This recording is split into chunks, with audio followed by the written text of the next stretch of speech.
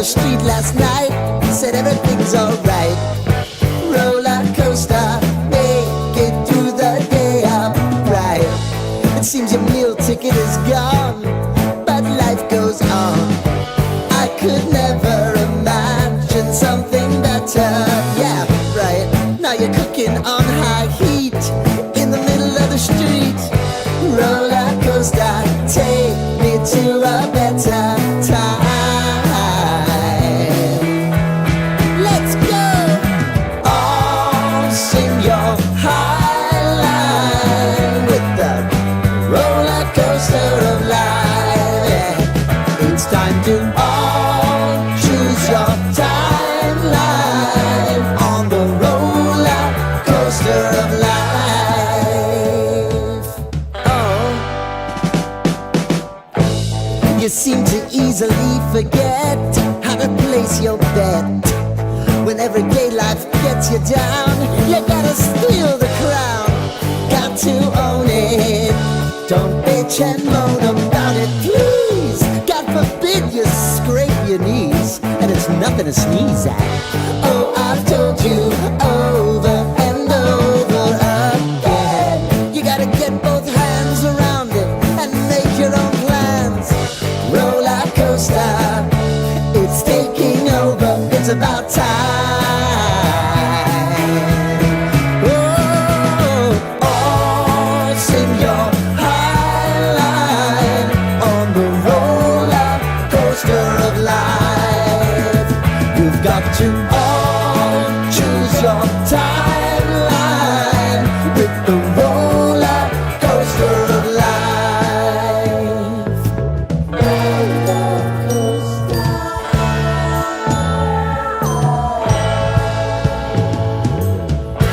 I want to go down the rabbit hole, down the rabbit hole of life.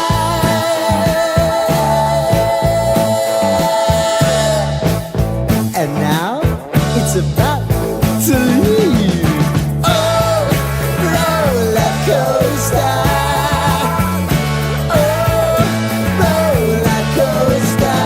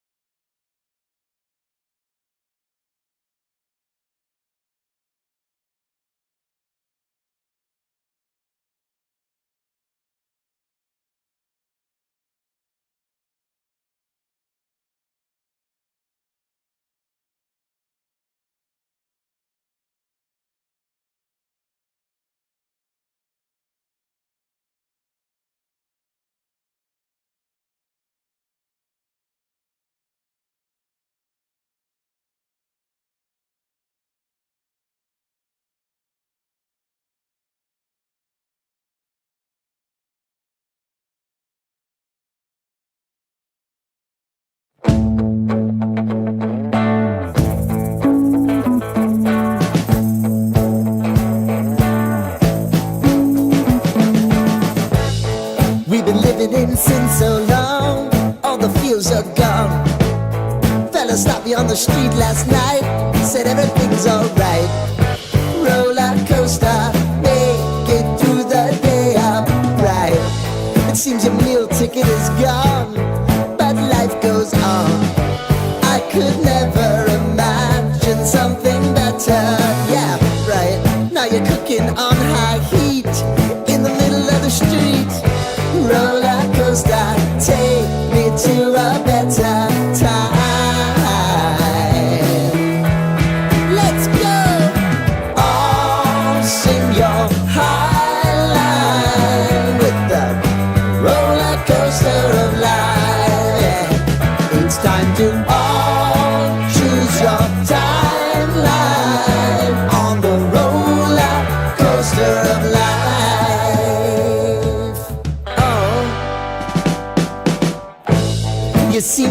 easily forget how to place your bet. When everyday life gets you down, you gotta steal the crown. Got to own it. Don't bitch and moan about it, please. God forbid you scrape your knees, and it's nothing to sneeze at. Oh, I've told you over and over again, you gotta get both hands around it and make your own plans. Roller coaster, it's taking over, it's about time. Oh, sing your high line on the roller coaster of life. You've got to all choose your timeline with the roller coaster of life. Roller coaster.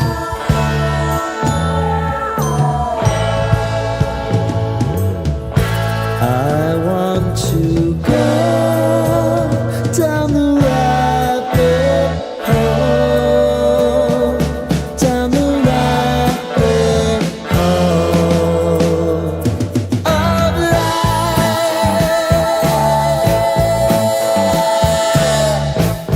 And now it's about to leave.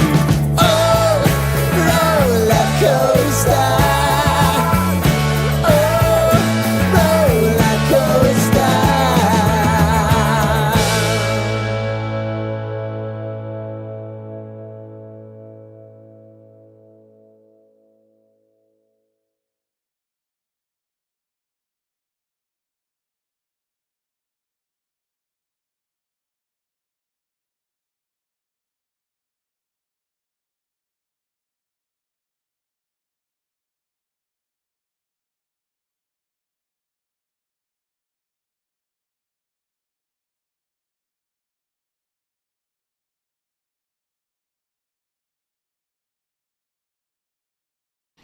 Stanley Cup Finals begin tonight. We'll have a rematch from last year, Florida versus the Oilers. Game 1 tonight in Edmonton. Florida looking for back-to-back titles, while Edmonton looking to be the first Canadian team in 32 years to hoist the Cup. Montreal in 93 was the last Canadian team, while Edmonton themselves last won the Cup in 1990. Game time just after 8 o'clock, and coverage right here on WGR will begin at 7:30. And that coverage is presented by Figo Car and Joy Shore Border Attorneys and brought to you in part by Window Nation, the perfect fit for your home and wallet. Stay tuned later on tonight at 6 p.m. for more on the Stanley Cup Final. Paul Hamilton will join the show. Connor Brown expected to be a game-time decision for Edmonton. A.J. Greer not going to play tonight for Florida. The Penguins are hiring a Rangers assistant coach Dan Muse to be the franchise's next head coach, and Colorado has re-signed Brock Nelson to a 3-year deal, $7.5 million per year. Bisons in Syracuse versus the Mets just after 6:30. Game over on our sister station, the Bet 1520. And then in the majors, the Yankees host Cleveland, and Toronto has Philly in town, both just after 7. Then at 10, the Mets at Dodgers. That's your Paddock Chevrolet Sports Update. Paddock Chevrolet celebrating 90 years of being your hometown dealership. I'm Zach Jones for WGR Sports Radio 550.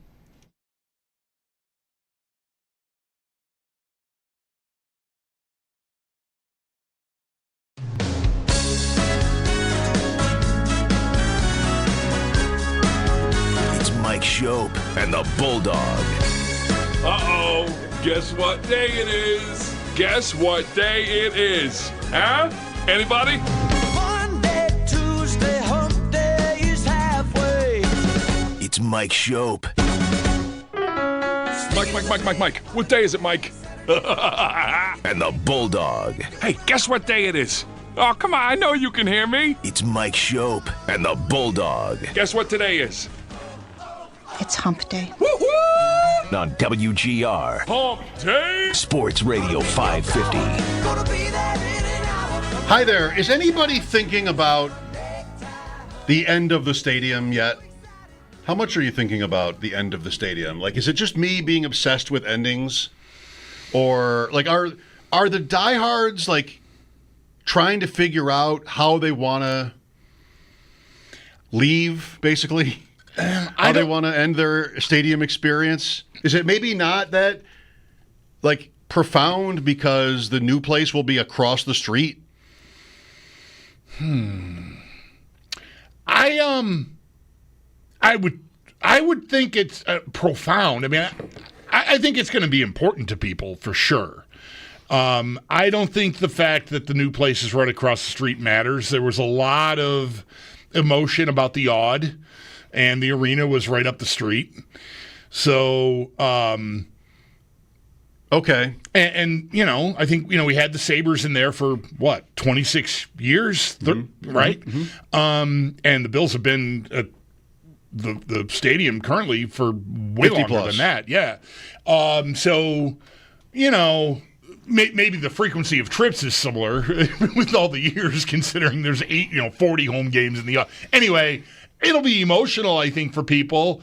Maybe some people it will sneak up on because they're not thinking too much about it yet. But I know I was who just your beloved Everton closed down their stadium, and they're moving like a mile away. So you know it's not right across the street. But watching that, I found myself like sort of getting in the headspace to be thinking about really respecting the idea that the stadium is going away and that it's going to be important to people. Yes, that was Goodison Park, and I think it had been there in use for like 130 years or right, something. Which is, like Fenway. Pretty heavy duty. Longer than Fenway. And, you know, a lot of those stadiums, and that one included, you know, they show you the aerial shot of it. Can't believe it. And it's just, you think Green Bay is in a neighborhood, right? Lambeau Field. This is literally like someone's house is right at the corner, and across the street is the stadium. It's more, it's just incredible. There's blocks and blocks of homes right within, you know, a par 3 of the place. It's more like Wrigley in that way. Right. Like you just can't drive there. This stadium, that was the first time I really looked at it, was that last game, Everton. And there's just like a small parking lot, which I presume is for like the people who own the team, maybe, and maybe a couple of players, like the good players, get a parking spot. But nobody is driving there. Right. Just like lifestyle there, I think. Like just you couldn't drive to that stadium, really. There's a train station within proximity, and I think that's the way people get there largely. And you would never drive to Wrigley Field. You would have to take the L train. You'd have to take, you know, whatever the number is, north, in, and then out. You can't drive to Wrigley Field. I don't know about on a game day. Maybe you could if you're just you know, they're on the road and you want to go see it, to take a picture of the big famous sign or whatever. You can probably drive up there, but maybe I remember that about Lambeau on a game day. Yeah, I only say that about Lambeau just because I've heard it. The kids with the bikes and the whole thing. But you saw the draft. Like the draft, there was tons of parking lot. Yeah, I feel like that's changed over the years. Maybe. Like they've taken, you know, maybe more ownership or eminent domain. I don't know. There's a bigger footprint there than there was originally. But yeah, Everton, I had never seen an aerial shot quite like they had during that closing final game there. But I think maybe a few years ago, I was watching on some Saturday or Sunday morning, and they showed like a little piece where there were like some fans just walking down the street, and like they turn a corner and like there's the stadium, and like there's just these, you know, very stereotypical English neighborhood, you know, row houses one after the other, and these kids are walking through the street, and then like there's the there it is. This is like bam. That also reminds me of Wrigley in a different way. The first time I ever went there, it's okay, there's Wrigley Field, but again, like there's no real space around it. You can't drive there. It's different from like our stadium experiences or most. So, all right, that's cool. There it is. There's that sign. There's the stadium. There it is. You go in, and then you go down, and then up the whatever your seat your aisle is, and there is Wrigley Field. Like sun splashed, the whole field, the grass, the ivy, the brick. That's the moment. The scoreboard to go in through home plate, down, and then up into the basically to the ballpark is incredible. I have not experienced. I've never been to Chicago, so I've never been to Wrigley Field, so I've not experienced that. The closest I've got is doing the same at Fenway many, many times, and like I feel emotional thinking about how I feel when I do that. It's just such a it's just such a spread. It's just such a famous, iconic view. If you walk in, at the field level concourse through a narrow little hallway, and then it just opens up. You're just like, oh, yeah, I've seen this on TV a million times. This is incredible. And someday I hope I get to go back there. It has been many, many, many years. My kids, I've never been since we've had kids. Maybe the last time was my bachelor party. We went to Boston for my bachelor party to see the Braves and the Red Sox in the summer of '99. Like maybe just 2 or 3 weeks before we got married. Great rivalry. Right. And so it's been a while since I've had that. So, and any stadium can give you that. The Bill Stadium can give fans that. I feel that when we would go there for even a practice or something in the summer and just walk in there, sit down, and just take it in, it never really gets old. A football stadium is hard. It's hard for it to have the charm, I would say, that these old baseball parks we're talking about have, or a 130-year-old soccer stadium in Everton. But still, it is special when you get to sit there, especially for me when there's nobody in it. Like, we've had those opportunities many times for those open practices. We get there at 2:00 for our show, and there's 12 people there maybe. Mm-hmm. It's like a Marlins game, right? We're two of them. So I don't know if people are already thinking about it. But I wouldn't be surprised if some are. I mean, maybe every tailgate will be above and beyond, like a bigger effort than ever before, because it's going to be the last one. Someone at a tailgate, maybe that people are at, it will be their last time there. They're not going to be there for the final game. They don't go to lots of games, but I'm here one more time. There'll be a lot of that. There'll be a lot of people's final times before it's everyone's final time. I would think that'd be me. Like, I'll want to do that once more, even if the other stadium is so close. Yep. And it'll be the same people on the other side of the road. But I think I'll want to do that one more time. It's a great schedule for it. It's not like other things, though, where you just know the closing date. The last night at Toutant, we both went. This is it. Like, it's good. There's no playoffs. If there were, Toutant would be in it. There's no playoffs. So we're going, and that's the end. And, like, that's a theatrical production. That's like most things where last day of school, this is the last time I have a chance to be here. The Bills season, I mean, hopefully, almost definitely will not be like that. And that's complicated. I mean, they have that last game against the Jets. It'll be on January 4th, probably. I mean, unless it gets moved for some reason. I don't know if that's possible. The time will still be to be determined. But that's probably the last regular season game. And so what? If they have another year like they've had the last 5, where they're playing at home the next week, and maybe again, and maybe even again after that, you really can't plan for the end. If anybody is. That's why I say, is anybody doing that? Because you can't easily sort of line it up. You don't know if that's going to be the last game. Everybody's hoping that it isn't. This might be sloppy, but it might be a little bit like, I don't know, if you have a loved one whose birthday is very close to Christmas, say. In my house, this happens. My wife's birthday is very close in proximity to Christmas. And you have to make a special effort. Not that, Christmas is planned and it's finite too. So I'll stop with this. The point I'm going to make here is, because it was never going to work. You should plan on doing whatever you're doing to honor the stadium. Just get it out. Whatever you want to do. I think you should plan on doing that for that Jet game. Whether it's on Saturday or Sunday that weekend, because I think Saturday is still a possibility for that weekend for some games. Yeah. But whatever day that's it.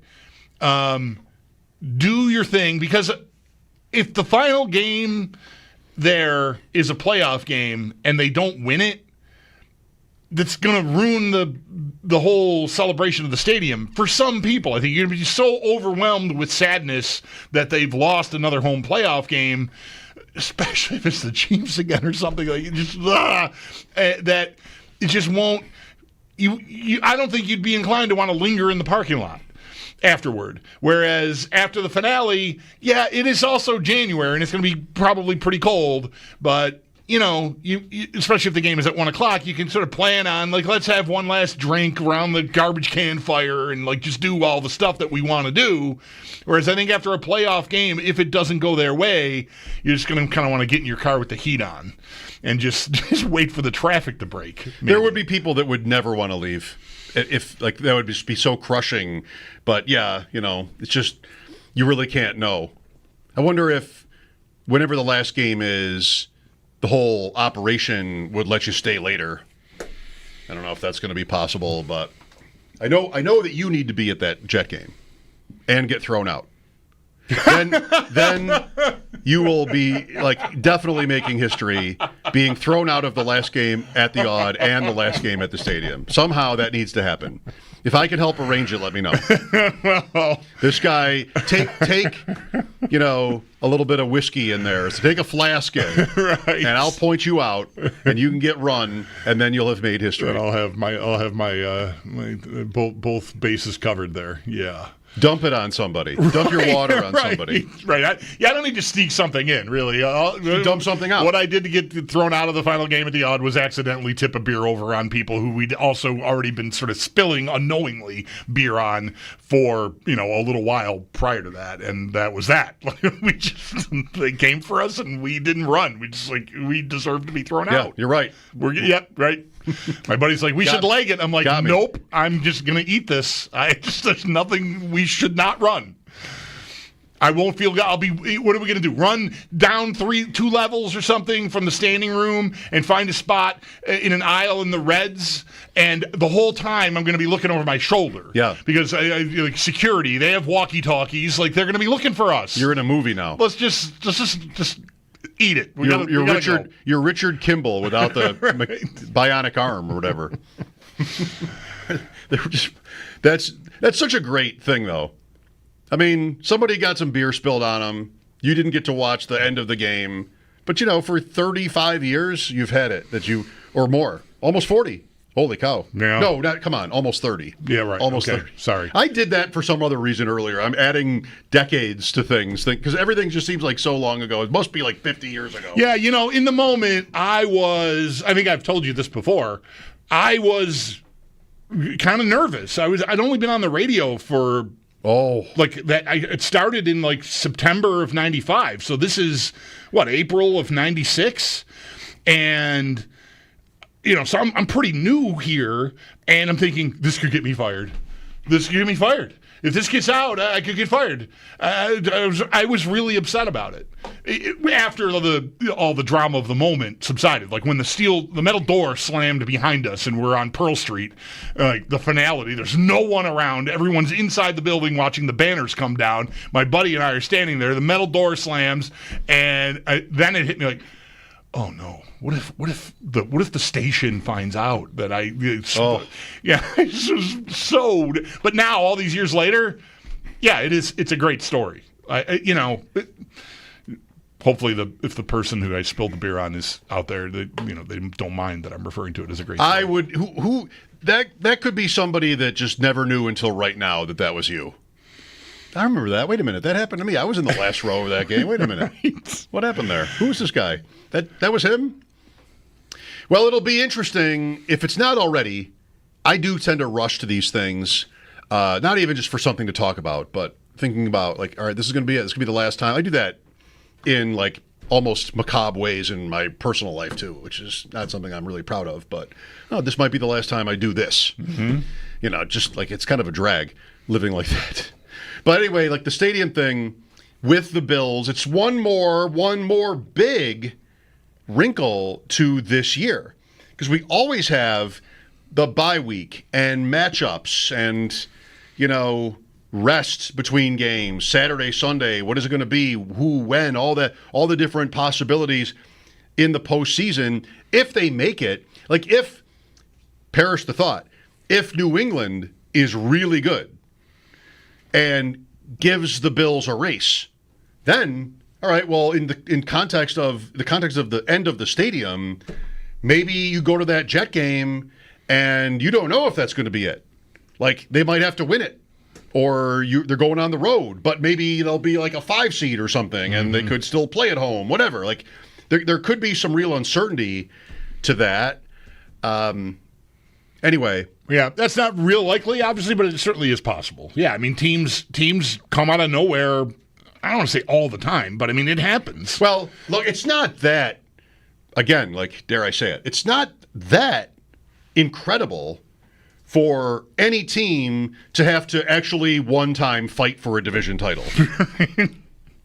You know? Like, we did New England a few days ago, and we got to 10 wins without even really trying. Like, it could be better, but it also could easily be worse than that. Yeah. But we just got to 10 wins. But if that's in the window, then any bump for the Bills, any turbulence could make that into a race. Right. I mean, just a good season, if not a great one, but a good season would make that close if New England won 10 games. And that's, in terms of the Patriots, when we did that, they didn't beat the Bills either time in our little run-through. So if that happens, and you're getting down to the end of the season not knowing if they might have to go on the road, this is 2 years. If 2 years ago happens. Right. I mean, don't we think of that team as really good, as sort of the same as all these other teams? I guess I do. And they needed to win week 18, which is apparently a thing. They needed to win week 18 to play at home in the playoffs, or else they would have been the lowest seed. And, like, you get that. Yep. That's the end of it. Yeah, nothing really squirrely. I mean, they had injuries. Everybody has injuries, but like there wasn't a devastating one to the most important guy on the field. No, right. Or anything, and Right. they still had that season. That's right. Yeah, like why did they have only that season that year? What was the story, as you remember it? All I can really remember is the Philadelphia game enraged me. I don't know if I remember really much of anything else. They lost to Zach Wilson in week 1 after Rodgers went hurt. They lost in London to Jacksonville. They lost at Foxborough. Listen to this, to Mac Jones. They lost a Sunday night game at Cincinnati. They lost to Russell Wilson's Broncos at home on a Monday night. That's the end of Dorsey, right, who had the terrible misfortune of having sent too many guys on to block a field goal. Right. Costing the offensive coordinator his job, or else he never would have lost it. Then it's the Eagles, and that's it. So they're 6-6. And, I mean, that team probably had great point differential. I mean, I know it did. And still just, like, had to fight for it. Yep. Anyway, I wonder if anybody's making plans for the end. You know, like, how do you want to do it? Bulldog should get thrown out. I should storm the field and help take the goalpost down. Yes, you should. That's right. Because that was my thing. I would like to be there to help you with that, but I will have already been thrown out. Yes. Right. Ironically, I will not be thrown out for storming the field. You will be for spilling your beer. Right. Is that going to happen no matter what? Will the Bills do everything to prevent that? Horses and... Maybe. That was what they did. Here we go, full circle for the segment anyway. Everton didn't have horses, but they had, I mean, there was tons a line of security. There was no opening. So, I don't know. I mean, for safety's sake, then maybe they do that to try to deter people, and hopefully it doesn't turn into a thing where people refuse to be deterred. Because that could get out. There are going to be, no matter how many security people there are, if there are not horses, the number of people, if there are enough of them, could overwhelm security, and then you could have a situation on your hands. It's worse if they lose, right? Yes. Well, it's enough about that. Yeah, let's not dwell on that. Yeah. You know, the morning guys, I want to play with this also. Not exactly speaking of the end of the stadium, but a little, I guess, indirectly. Last couple of days, they've framed topics around the Bills and the AFC Championship game. Yesterday, was about would Josh Allen have taken any of the drought teams to the AFC Championship game, why do you pick that game? Because that's as far as they've gone, right? That's this team currently maxing out. So AFC Championship game. And then today, it was about how would any season where you don't make that game be considered a failure. And this is, I hope I don't even need to say it, but no knock on them. I mean, it's interesting to talk about both of these things. It's interesting to me to think about the AFC Championship as a framework. Like, what day was it? Was it last week when I asked you if making the Super Bowl and winning it are the same thing? Like, it's just sort of, it's always about getting there, but getting there and losing isn't, how much better is that? Right? Than what the Bills have already done. Yeah, I don't know how different the AFC Championship is anymore than the divisional round. You know, it's just like, I know it's more, I know it's farther. Yeah. But to me, this is an era, and it's been 6 years in a row they've been in the playoffs. If you want, you can just make it the 5 since they've won the division, just the same. And division round, AFC Championship, like, I don't even have to think about it to know which season is which. Mm-hmm. It doesn't really mean anything to me. Like, it should probably, because one is better. But if the Bills lose, I mean, they didn't call me for my opinion. If they lose in the AFC Championship, or if they lose in the second round, I don't know how different it is. They've done both. They've done both multiple times already. Which is not like exactly to their question. Yeah. Their question was, is it a failure if you go that far and lose? Like, that's its own thing.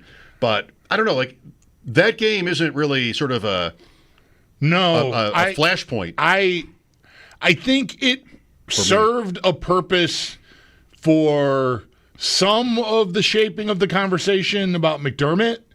That they got back to the AFC title game after getting there really in the first year of this run as a serious contender. I'm also omitting 19 from this. And so it wasn't, you didn't hit your head on the same ceiling, but I think now that you've done that twice and the other thing 3 times, is that right? 3 divisional round losses, is it? Yeah. Yeah, twice to Kansas City, once to Cincinnati.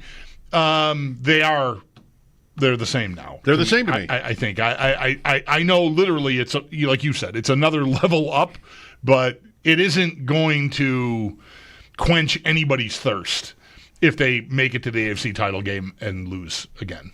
No, you're starting to rack these things up right over there. Some people would rather if you had the option of losing the AFC Championship game or like not even make the playoffs, I don't know, that it wouldn't be unanimous. Yeah, well, spare me the excitement, looking forward to it. Like, just don't tease me anymore. Whatever. I hate that point of view so much. It doesn't have to. No, I know, but I know we it might not exists. find a person who would say that. Yeah, I'm not going to go looking. You take me on the ride every time. 803-0550, the end of the stadium, the stakes this year, and we'll get to more over the course of the day. Ian Harditz will join us from Matthew Berry's Fantasy Life to talk about the Bills' stats and forecast for this year. Paul Hamilton as well later on. The Stanley Cup Finals start tonight. Mike Schopp and the Bulldog here at 803-0550. This is WGR.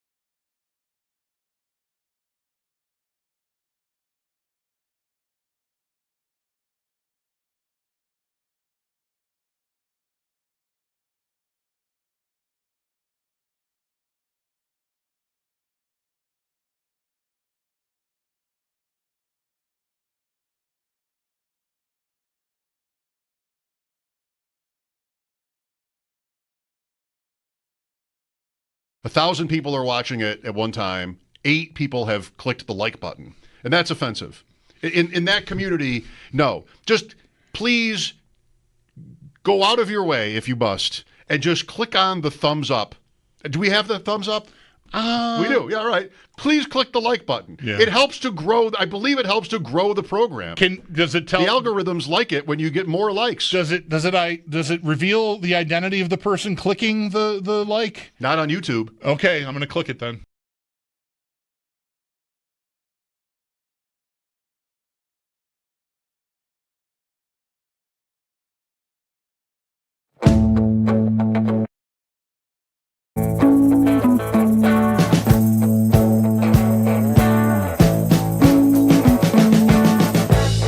We've been living in sin so long, all the feels are gone. Fella stopped me on the street last night, said everything's alright. Roller coaster, make it through the day upright. It seems your meal ticket is gone, but life goes on. I could never imagine something better. Yeah, right. Now you're cooking on high heat in the middle of the street. Roller coaster, take me to a better time. Let's go! All sing your high line with the roller coaster of life. Yeah. It's time to all choose your timeline on the roller coaster of life.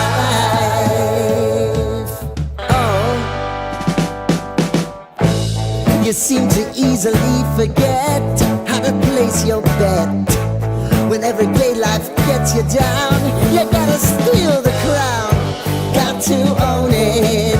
Don't bitch and moan about it, please. God forbid you scrape your knees, and it's nothing to sneeze at. Oh, I've told you over and over again. You gotta get both hands around it and make your own plans. Roller coaster, it's taking over. It's about time. Something that we embody with it. It's when it's a run play, what does the backside receiver look like? When I'm running a route that I might not be the primary, but I'm opening it up for the other receiver, what does my body language look like? And so I believe all of that leads to points. But I think sometimes we get caught up in thinking that the result is the big picture, and it's not. I think good things, and when everybody eats, it's a mindset of just doing your job, and the results will take care of itself. Joe Brady, the Bills offensive coordinator and defensive coordinator, spoke yesterday. Anything you missed? Sal's got it at the website or on the Odyssey app. You can hear our discussions about it, including with Sal. 803-0550 if you want to talk Bills with us. There's been a lot on James Cook, a lot on the Everybody Eats business going into year 2. Dalton Kincaid, Elijah Moore, Joshua Palmer. We're always here for any of that stuff. Already today we've talked about the end of the stadium again. It's still very premature. Actually, as I say this now, I'm thinking that is it January 4th? If it's on the Sunday, that's January 4th. Today is June 4th. So let's use that. Football would use that. Sure. 100 days. Yeah. 7 months. June the 4th be with you, you like to say. It's 7 months away, exactly, unless they move it. But you've got the playoffs, and it might be tough to sort of plan for physically, emotionally, the very end of the stadium, because make the postseason, play at home as they've done 5 years running. You won't be able to know whether you're going to the last game necessarily. Here's George with us. Hi, George. Hi. How are you guys? Good. Thanks for calling, George. Okay. I get very frustrated with these people who are saying, get rid of the coach, that kind of stuff. I mean, okay, I can tell you, Tommy O'Connell and Richie Lucas were the Bills quarterbacks in 1960. I've been a follower of the team for longer than you guys have been alive. Even Bulldog? I think so. But I'm not sure. If you go back to 1960, you got me beat by 5 years, George. Yes. Okay. But here's the thing. This is not cancer research. This is not paying your mortgage, feeding your kids, sending your kids to college. Sports is entertainment. And the Bills are, the first or second winningest team in the NFL in the last 5 or 6 years. I mean, that's a huge accomplishment. So they don't win the Super Bowl. Well, okay, but most teams don't. That's right. Most teams don't. And isn't it fun every Sunday night or Monday night or Thursday night to go to bed feeling good because your team was a winner that day? And if it doesn't, you go through 18 weeks that way, most weeks. And so, where are our priorities? Is the only thing that really matters winning a championship, or is it that you have guys who are working hard to provide great sports and great entertainment for us? Yes, fair enough. I've got the same points I always make ready for this when this comes along, which I don't need to go deep into, but they include I envy fans like you, George, who can sort of keep it chill, right? Mm-hmm. Not be obsessed with endings and championships and all of that. The odds are not ever great. So I do, but I'm lying to myself if I think of it this way. I mean, it's partly because it's a job for me, but it's also why it's a job for me, because I am sort of driven by it and have always been kind of obsessed with it. I just need to have a championship chase that I can believe in to really love it, especially as I get older. When I was younger, I didn't maybe need that to really love it. But now I do. There's too much other stuff that matters that is going on that I can't sort of ignore. And so I got to have – this is the Sabres. Like, the Sabres have not come close to a level in a long time where I can actually think about whether they can win it. And, the other teams in the conference that are good, and are the Sabres a good matchup for Toronto and for Florida and these things. Like, I can't get to first base on that because they haven't been good enough. Yeah. So that's just kind of like, sure, it's entertainment. Sure, it's not paying your mortgage, but it's not fun for me when it's not better. That's the bottom line, I guess.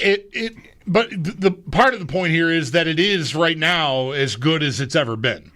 And I do think it's important to enjoy that. That's why, this dovetails nicely with the end of last segment. If I hope some of you were with us, you brought up if you're just going to lose in the championship game or the divisional round, don't get there. And I despise that sentiment so strongly, because I will always take the ride. I will always expect the result that I want, or that we all want. And I'm going to be really disappointed when I don't get it, but I'm going to want to keep going when that day comes and passes, and it does get harder over year over year, for sure. But I like enjoying the ride. It's a part of why, to me, any notion about a team that's not capable of winning at all, not getting in even, is more like a hockey point, because the playoffs are so sort of can be upside down in some team sports, and hockey is one of them, where it's not uncommon for the low seed to pull an upset and get on a run. It hasn't happened in a little while now, but it can happen. So I always just want the ride. I think I would say that if you are so level-headed like our caller George, that you take the losses in stride, you're missing a part of the ride. Because good for you. If you can be in a headspace where you're happy if they win, and if they lose, you're still happy, and it doesn't really bum you out, that's great. But I don't feel like you got the full experience. Like, the disappointment and the dejection is, to me, a part of the ride. It's what I'm, when I hand my ticket in, figuratively speaking, or actually literally at the stadium, that is what I'm signing up for. is the emotional ride.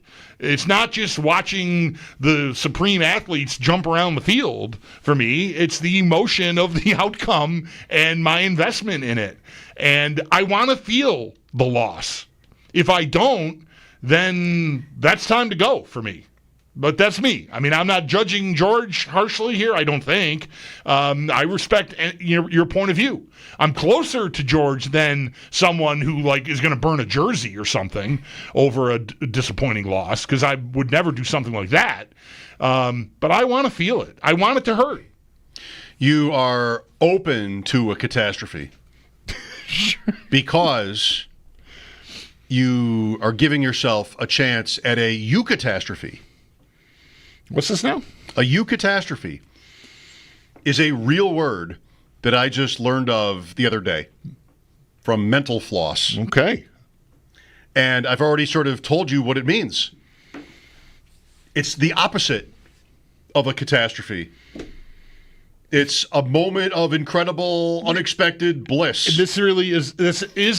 Is this a new thing? Is this a new word, or has it been around for a while? I've never heard it before. I know that when I typed it in to mention today, my Microsoft Word document didn't put a red line under it. Okay.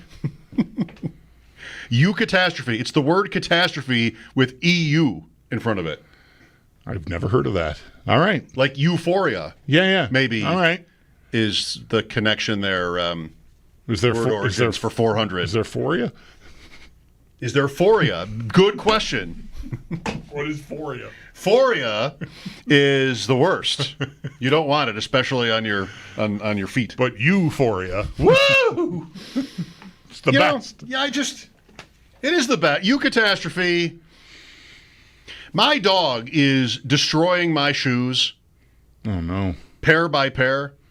It was the sneakers. I'm still wearing them, but she's just chewing them up from the inside.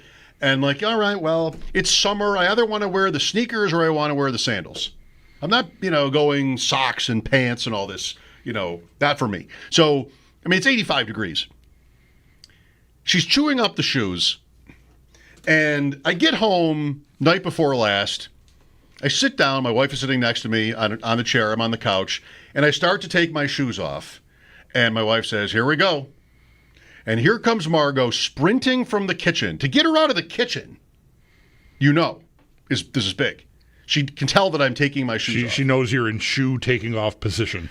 I take the shoe off, and then the other one, she just sticks her head. Her head fits into my sneaker hole, right? So she sticks her head into it. Oh, Lord. And my wife's like, "Oh, Margot loves Daddy's shoes," whatever. And I said, "It's a fait accompli." And my wife gave me nothing. That's 20 years of marriage. Nothing for a fait accompli. I loved that. Just came up with it. Like eucatastrophe, but that is real. Fait accompli, I just thought that was funny. Did she get up and leave the room? I got up and left the room. Oh, You're not even gonna give me a for that? Not even just like a chuckle? Disappointing. I feel like maybe she judged you harshly, but I also think you have to respect the honesty. She was not going to patronize you with a. That's right. That's really where we are the most alike. Nobody's laughing at our own stuff in my house. Right. You gotta earn it. Right. In my house, you've got to earn it. And I thought fait accompli was worth it, but I guess not. That's why I'm bringing it to you. You got to cordon those shoes off. I am. Put them somewhere. I'm taking them upstairs now, just to try to get another month out of them. I guess I don't know. Ian Hartnett's coming up at 4. Thanks for the call, George. Mike Schopp and the Bulldog, WGR.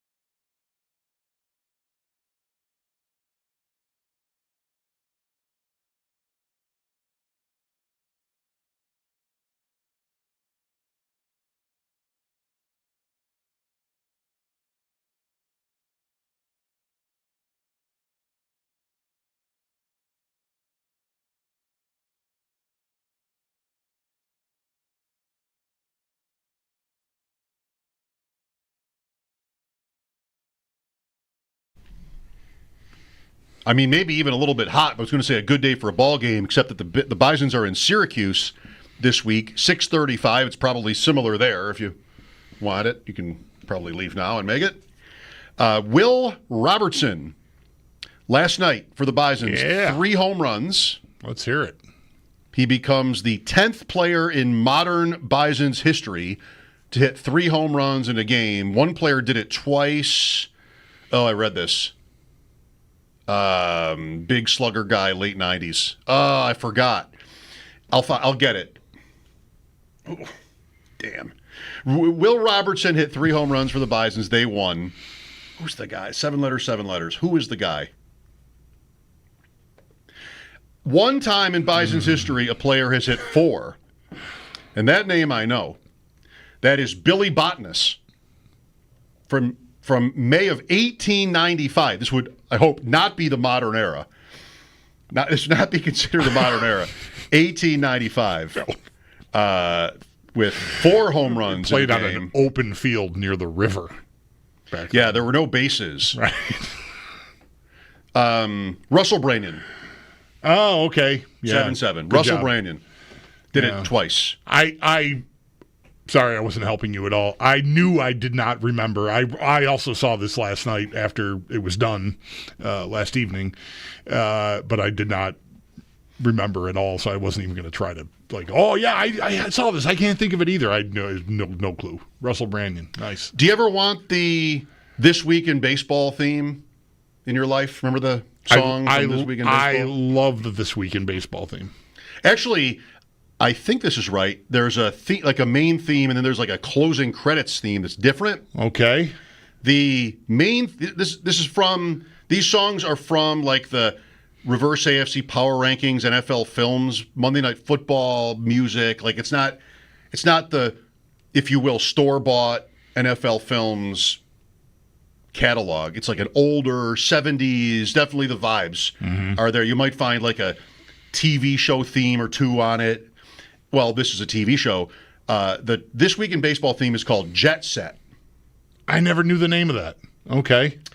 And the song that plays at the end, some slow motion highlights and the credits are rolling, is called Gathering Crowds. I don't remember what the song at the end sounds like at all. Well, but the This Week in Baseball, that is burned. Jets, it's great. It really is great. It's so good. It really is great. Yeah, they would want when remember when Howard worked here? Remember old Howard? I heard rumors of it. I never saw him here. Howard once. Simon on the morning show. I don't. Maybe they still do this with Jerry and Joe. I don't know. I'm not in the car at the same time. Driving Leo to school, I would always hear, in season anyway. So it wasn't for months of the school year because, baseball doesn't begin until near the tail end of the school year. But anyway, they'd be like a Wednesday at 8 o'clock or Wednesday at 8:30 or 8:45, something. There would be a Bison, like, here's the rundown on what, it was a sponsored thing. Here's the rundown of what this week at the ballpark is, and it would always begin with that. The segment would begin with the This Week in Baseball theme, and it always made me smile. Jet Set. Every time I heard it, it'd be like, okay, all right, here we go. And, all right, Saturday? What time Saturday? It's 1 o'clock. Oh, it's a night game. Darn. But nice to hear the schedule read to you instead of having to go find it or, they email it to us. But anyway, I liked it. And the theme is the main reason, not that I wasn't interested in the Bisons, but the theme music, I was 100% here for. How's Jet Set for a walk-up song? I think I might like it if I'm the starting pitcher and I'm taking the mound to start the game. Do I get a song? I might pick that, like the beginning of the game. That song, it's maybe a weird choice, but kind of like it. I don't know about like walking up to bat. I need a 10-second. I need a little clip. Do I need? Can I get catchier? Can I get a closer coming out of the bullpen for the ninth inning? Yes, with that love it. That would work. That would work, right? I don't need everybody to be. Rivera was Enter Sandman, right? And Jonathan Papelbon was Enter Sand. Oh God, I don't know. Shipping Off to Boston. Okay, the Dropkick Murphy song. I'm almost sure it was. I sure hope that's right. Anyway, yeah. And then Diaz with the Tommy Trumpets or whatever that was. Right. It's great. Timmy Trumpets, I think. Timmy Trumpets? Yeah. Been through a lot here in the last 5 minutes. Give me this week in Billy baseball. Bonnerus, Russell Branyan, Timmy Trumpet, No Jet Set, no U's. U though. catastrophes. No EUs. Was this more of a catastrophe or a U catastrophe? Some are debating. Ian Hartitz coming up next. Back to football here on WGR.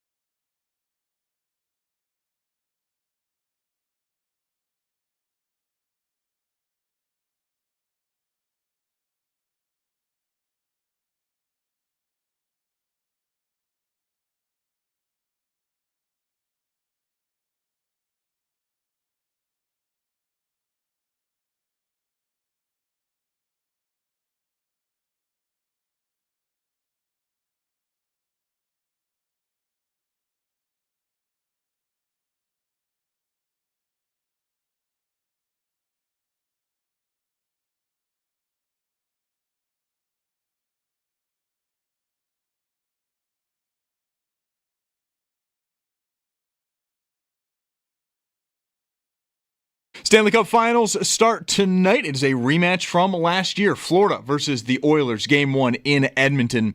Florida is looking for back-to-back titles, while Edmonton is looking to be the first Canadian team in 32 years to hoist the Cup. Montreal in 93 was the last Canadian team, while Edmonton themselves last won the Cup in 1990. Game time just after 8 o'clock, and coverage right here on WGR will begin at 7:30, and that coverage is presented by Fiegel Car and Joyce, your border attorneys, and brought to you in part by Window Nation, the perfect fit for your home and wallet. Connor Brown expected to be a game-time decision for Edmonton. A.J. Greer, though, will not play for Florida. The Penguins are hiring Rangers assistant coach Dan Muse to be the franchise's next head coach. And Colorado has re-signed Brock Nelson to a 3-year deal, $7.5 million per year. Bisons are in Syracuse versus the Mets just after 6:30. That game's going to be over on the sister station, the Bet 1520. And in the majors, Yankees host Cleveland. Toronto has Philly in town, both just after 7. And at 10, the Mets at the Dodgers. That's your Paddock Chevrolet Sports Update. Paddock Chevrolet celebrating 90 years of being your hometown dealership. I'm Zach Jones for WGR Sports Radio 550.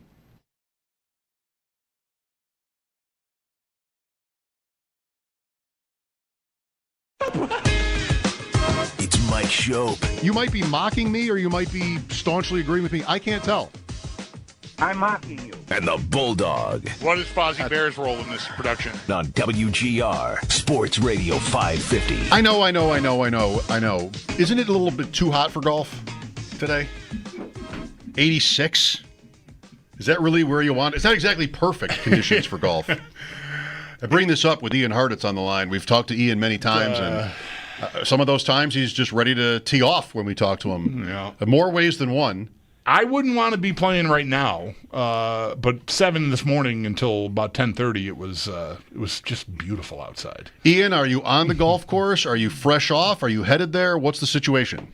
I got 9 in yesterday. I actually got Mrs. Hartitz to join me and, sit in the cart trying to not look too bored. So that was a fun time. But I'm with you. Over 85 is pretty rough out there, man. But you know what? Last 2 months, every time I got out there, it's been so windy and rainy that, I'm not going to complain too much. How well do you play? Bulldog's good.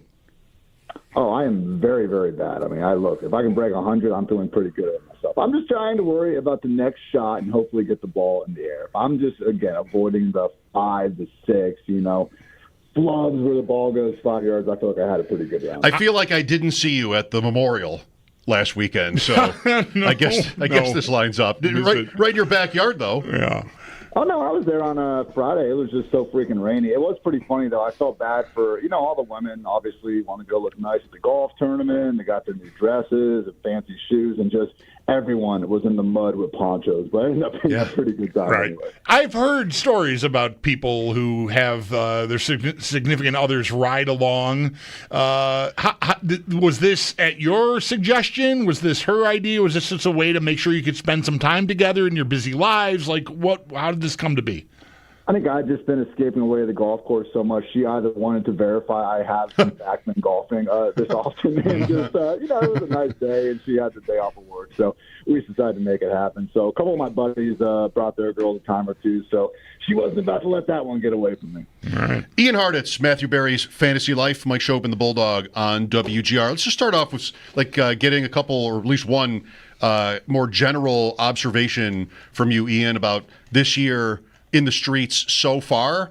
Last year, as we've talked about, and kind of everybody knows it, either through good or bad experiences, the running back, apocalypse or whatever, just like all the older running backs a lot of us tried to avoid ended up having huge years. And I don't know, this year, to my eyes, there hasn't been too much of a reaction to that. Barkley goes early, Derrick Henry early second, but I don't know, I wanted it to be more. Ian, I wanted to see drafters spend more capital on older running backs like Kamara and Connor, other guys who 6-7 round picks, did great. I haven't really seen it. Are you seeing it, and does it surprise you either way? I mean, McCaffrey is now available basically at the end of round one for the first time, 6 or 7 years or something like that. So he's kind of being impacted a little bit, but that's honestly probably more due to the injury than anything overly about the age. I'm with you. I think it's usually priced in. I mean, and honestly, it's similar to something with some of the wide receivers, the Stephon Diggs of the world who are still available pretty cheap as well. So, with Derrick Henry, again, someone we're going round two and on a half PPR site, I'm pretty much fine eating that up because, again, just other than a bad injury happening, don't worry, I'm knocking on wood. I just don't know how this guy is going to bust in that Ravens offense. Similar sentiment, of course, with Saquon and Philly. So Alvin Kamara, even like Joe Mixon, I mean, for these guys to be available in round 5+, I just feel like people are still kind of just saying, all right, 2024, a little bit of a weird year, and they're just going right back to the zero RB, hive in the streets. So I've been, pretty happy getting Kamara where he is because, again, it's one of these situations where really stands out as a player where, yeah, you're drafting him right now, RB20, when in reality, he's just off back-to-back top 5 seasons per game, and I'm pretty sure once we get to week 1, he's going to be right back there at the top. So I will say, man, we're getting news right now. J.K. Dobbins heading to Denver to visit. I just wonder, Saints, obviously, Kamara, they've got the contract. Maybe they sit tight, but week 7, week 8 comes along. Team's not looking that good. Maybe Sean Payton's a little bit underwhelmed with R.J. Harvey. Where would Kamara be going if we actually had him as the RB1 in Denver, man? Because I know it wouldn't be outside the top 60 picks like he is right now.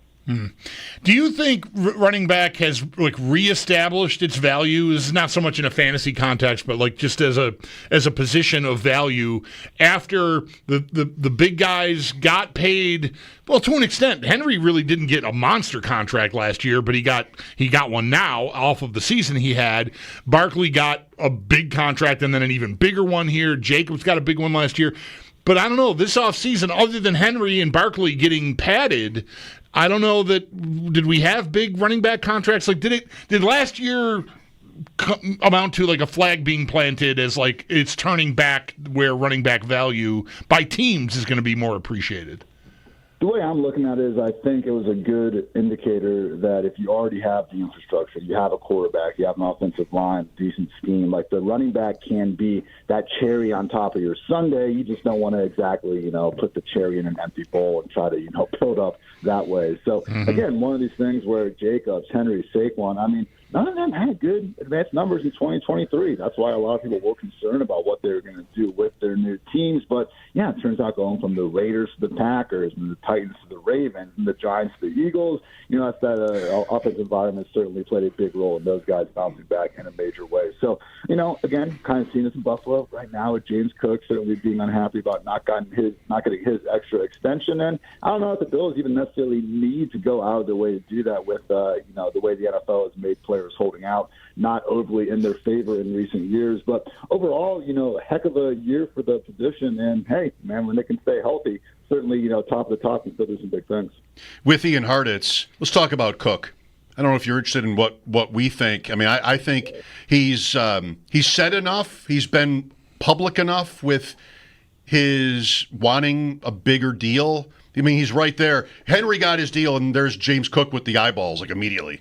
He's taking every opportunity. I don't know. You don't do that and then show up for minicamp, right? You have to go past. You have to go to training camp or into summer. Right. Yeah, you have to miss something mandatory. But he really does not have very much leverage, Ian, especially some of the points you made about the positional value and everything. He's got a contract for this year. It's 5.3 or 4. And, the touchdowns last year, 18 total touchdowns. He's clearly trying to cash in on that, kind of like McLaurin, who had a big touchdown spike for Washington. And I feel like what will probably happen is the Bills will give him a 2 or 3 year deal somewhere in the middle. That's kind of what usually happens. So all I'm saying is I'm not expecting, a catastrophe when it comes to Cook. I feel like he'll be here. And, again, we've seen this. I think it was actually Saquon's last year with the Giants. They kind of yielded, okay, here's some extra contract incentives that you can go out there and try to get. So I'm with you where they'll probably get something done because, hey, last time we saw him, he looked like one of the best players on the field in that AFC Championship.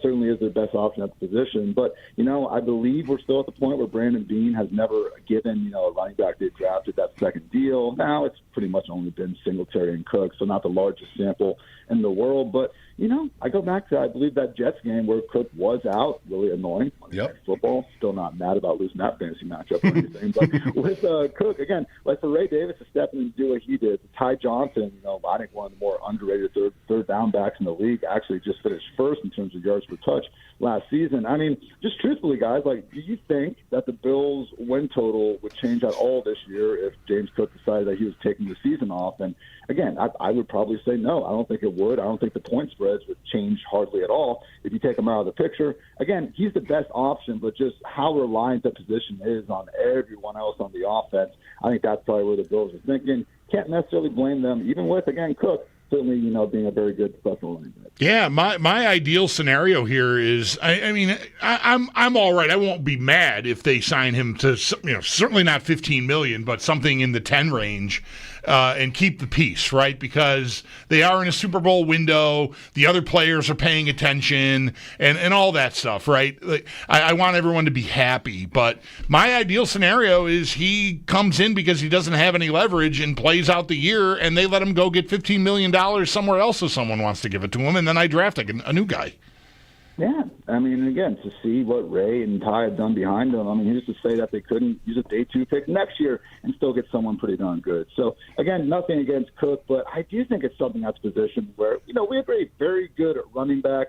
Certainly wouldn't exactly put him up in that Saquon, Derrick Henry, top of the top tier. And if you aren't getting a true difference maker, that's where, it would be a little bit tough. Because, again, so last year, I mean, those 18 touchdowns, I know several of them were of the long variety. I mean, he is a home run hitter out there. But I was just surprised not to see a little bit more in the receiving department. I mean, how many freaking touchdowns has this dude dropped over the last couple seasons? And the thing is, a lot of them are on those wheel routes downfield. And guess what? Not many running backs are good enough to get those targets and get that open to drop the ball in the first place. But, if you would have told me, okay, James Cook is going to have this, really good 2024 season, I would have assumed it was because he took a step forward as a receiver and just really took over the backfield. But he had 42 fewer touches in 2024 than he did in 2023. So good on the Bills, obviously scoring. Bills have scored the most points in the league over the last 5 years. I'm not trying to say that they need to change anything they're doing, but really was just, a wonky year and surprising to see Cook actually, perform better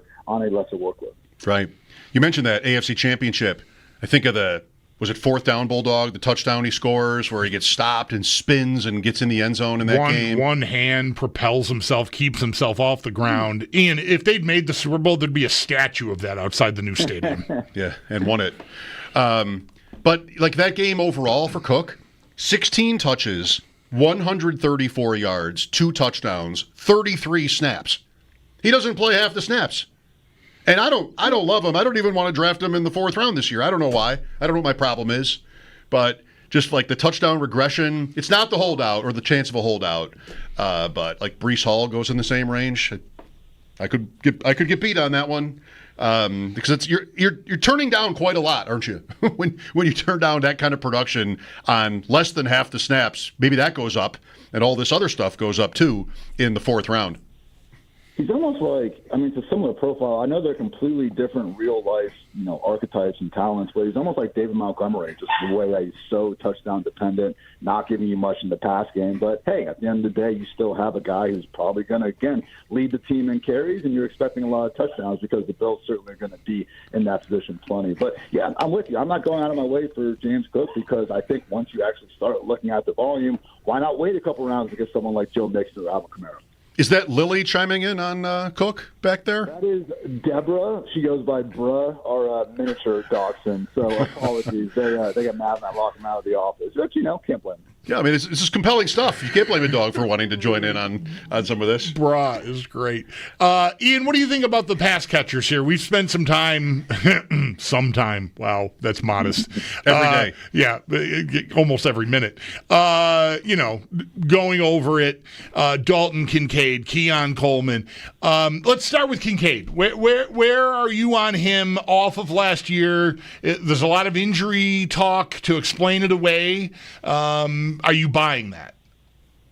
I have a tough time with it. He's fine, but honestly, with Dawson Knox obviously commanding, still as many snaps as he does, the things he does as a blocker. I mean, Kincaid needs to be exceptional in order for him to be this top 10 fantasy talent because he's just not really getting as much work. Now, you see some of the underlying stuff. He was actually still last year, I think, second in targets per out run, which is one of the more, good advanced metrics we have to try to find breakout performers. So, yeah, maybe a little bit better health, goes a long way. Certainly don't want to hold, a very unfortunate drop or two against him too much. But I just think, again, in this offense in the last couple of years just last year, I guess, without Stephon Diggs, really do seem content to just spread the ball around. And without Kincaid even having the full-time role, I haven't been going too far out of my way for the guy. He's mid-tier, tight end 2, going next to Jake Ferguson, Dallas Goedert. I'm not against mixing in some Kincaid, but not someone I'm exactly expecting to go for, 1,000-yard, 10 touchdowns. And I would say the same thing about Kyle Pitts. Kyle Pitts. I actually thought about bringing his name up to you, and then I decided not to. I do use your, when was it, maybe ADP chasing recently, I do use your Kyle Pitts rookie season line about he had 1 touchdown. It was in London against a Jets defensive lineman. Do I have it? No. Right. Well, guess what? He's actually, I found this out today. Kyle Pitts scored 1 touchdown. I saw this. Second year he had 2. Third year he had 3. Last year he had 4. So I'm telling you guys, by 2038 or something like that, we could really do it. We could get paid off finally. Hold on to those dynasty shares. Do you have a favorite receiver here? So last year, I'd go on stuff and Buffalo, right? So who's your favorite receiver? And I just had a terrible time with it. I think I probably invoked every name at least once, including Valdez-Scantling. Like, they guaranteed him some money. So. I remember you coming in here after a day where you did that on a show in the morning, and you just one of the first things we talked about was like, I actually said that on a show. Yeah, I mentioned it was with FFPC Terpoli, and I mentioned Claypool. He's like, cut him off. Cut his mic. I don't know. I just didn't really like anybody else, and I'm kind of still there. Shakir is a pretty safe bet. I mean, he kind of is giving you the same year every time, and that's worth something. But is Elijah Moore maybe interesting to you even? Elijah's one of those guys where when I was just kind of going back on the Monday after a Sunday and watching all 22, trying to see what's going on with the passing games, I mean, you would see him still, get some of these crispy routes going. Just complete zero after the catch. I don't even know if he was credited with breaking a tackle last season with Cleveland. Has had the triple-digit targets. Did a little bit more when we had, Jameson Flacco under center, but I just struggle to get too excited about the guy. The MBS note is hilarious, and just by the way, isn't it weird how this dude starts his career with Aaron Rodgers, gets to play with Patrick Mahomes, then goes to Buffalo with Josh Allen, but then lo and behold, it's Derek Carr and the Saints who finally get the most out of Marquez Valdez-Scantling. So that was pretty funny to me, but if I had to put a chip on anyone ahead of this year, I would probably still have to lean with Keon Coleman. I just think that when you look at what he can be, no, I don't think he's going to be Stephon Diggs 2.0, but could he be like a better version of Gabe Davis? That's more what I'm thinking here. I mean, the yak ability was actually freaking awesome. Looking at next-gen stats, had him as number 1 in terms of getting, yak over expected. Only other wide receivers to rank first in that since like 2018. Debo, A.J. Brown, Jalen Waddle, just one real stud after another. So when you combine that with, of course, his contested catch ability, Josh's willingness to just toss it up to him and double coverage, I do think he has, those multiple potentially elite traits that has me invested in. But, this time last year, I think I was talking to you guys, hyping up my dude Curtis Samuel. Yep. So maybe injury guys help him out a little bit. But, hey, at least you guys do have 5 or 6 deep. Laviska Shenault's there, too. That one always gets me. That's right. MVS in Seattle now, too. He's the opposite of like a DJ Moore or a Allen Robinson or somebody who always got the quarterback excuse. This guy's gotten like a list of Hall of Famers and, just hasn't really gone that well. It is, man. I was actually thinking through Seattle. It kind of makes sense there because they have Kubiak coming from the Saints, and when Derek Carr was shredding the Cowboys and Panthers early on, I mean, it was those play-action deep shots that Rashid Shaheed and Olave were just feasting on. Now you look at Seattle, Sam Darnold, his best part of his game is being able to, again, play action, clean pocket, and, launch it downfield. I don't think Jackson Smith and Jigba or Cooper Kupp are going to be the guys, Look at us, man. Now I'm hyping up MVS in the year 2025. Yeah. What are we doing? Against the Buckeye. Yeah. Running him up against JSN. Well, that's fine. I feel like we kind of almost put you up to that to some extent. Yeah. I don't know, maybe just a little bit. Yeah. We wanted to talk Ohio State wide receivers the whole time with Ian. I mean, we could do it. Would you say that the best is yet to come, Smith? Jeremiah is so special, man. It's ridiculous what that dude can do. Just one-handed catch every other week, seemingly. Just hearing the way, too, that they're just ultimate, like, Ibuka and some of these other guys were already talking about him just going into last season was, just ridiculous hype. So, yeah, I do think Jeremiah Smith will be the best guy. And, we'll see what happens. I don't want to, hurt myself, patting myself on the back, but I remember talking to you guys last year and actually saying that the hype for Marvin Harrison Jr. was a little bit too much, and I didn't think the difference between him and Neighbors was exactly what was being presented to be. Mm-hmm. So, certainly don't ask me about every fantasy take I've had over the years, but I will say at least in year one, Marv certainly didn't make the most out of the opportunities. How about Ibuka in Tampa? That was an interesting pick. Yeah. So with Ibuka, man, he's good at everything. He just doesn't have that one elite skill, which is fine. I just struggle to think if Mike Evans and Chris Godwin are going to be healthy, where exactly all this volume is going to be for Emeka. I mean, it's a weird situation where he's Ohio State's career reception leader, even though he was never actually the number one wide receiver on any given team. So, yeah, you play with Olave, Garrett Wilson, JSN, Marvin, Jeremiah, that sort of stuff is going to happen. Not exactly, the worst thing, for Ibuka not being a number one with those guys. But, again, just an offense where we have so many mouths to feed. And also, if Liam Cohen and Ben Johnson are just these complete wonderkin, amazing scheme innovators, which, hey, they certainly have looked like that, maybe we should be, downgrading the Lions and Tampa Bay a little bit more for losing them in the first place. So with Emeka, again, good real-life fit, I'm sure, certainly makes Tampa Bay Buccaneers offense better. But in fantasy, we need that ball thrown his way to get any points, and I'm just not confident we're going to see more than 60, 70 targets this year. Ian, before we let you go, do you have a quick thought on the Chiefs and whether there's a big offensive year bounce back for Mahomes and the pass catchers there? With Rashee Rice back, Worthy going into year two, forgive me who I'm leaving out, Hollywood Brown is back, Kelsey's another year older. That's got to start to get scary at some point. But I'm wondering if you think that there's a vintage Mahomes year in there.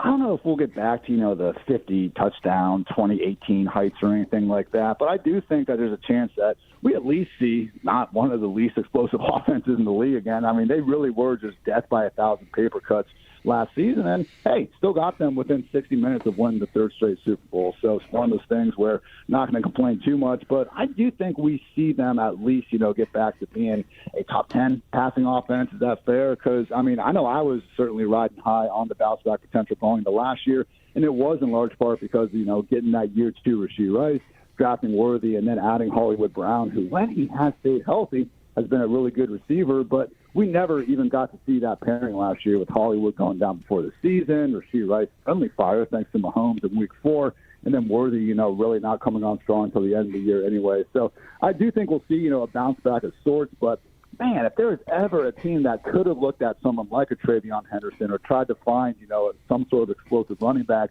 thought it would have been the Chiefs because Andy Reid just so good over the years of getting the most out of his RBs in the pass game. And just, again, they don't have anyone right now that really scares me. They don't have that, versatile chess piece that, honestly, Buffalo seems to have several of. So, one of these situations where still you got Mahomes, you got Reed, they're going to be a tough out for anyone. Still kind of wish that we had just a bit more help, on the outside and that running back in particular. The Bills are a bunch of rooks or knights. Knights maybe is better in terms of in chess parlance. Ian, thank you as always. And lastly, as a member of the extended family of the ship chasing team, how dare anyone think you would not spell Cordero Patterson's name correctly on the randomizer the other day? I mean, I had full confidence and I was not disappointed. Insulting, man. Absolutely insulting. So there's I remember when it was like 20, another Marquez Ball-Scaling, reference, but it was the first year him and Equinemius St. Brown were in the league, like entering the league in the same year. And I remember like week 14 was the first time I spelled both their names right without needing to go to Google. What a moment that was. I love that you still cherish it. Thank you, Ian. As always, enjoy your summer. Thanks, fellas. Take care. Ian Hartitz, Matthew Berry's Fantasy Life. James Cook, what happens? 803-0550. We'll talk some Stanley Cup Finals as well. Paul Hamilton will join us at 6. Lines open now. We started talking about the stadium again and the sort of tricky nature of trying to plan ahead for the end when you don't know exactly when that'll be. I mean, a bad season's easy. January 4th. But we're not counting on that. Lines are open if you want to share your thoughts with us. Mike Schopp and the Bulldog, WGR.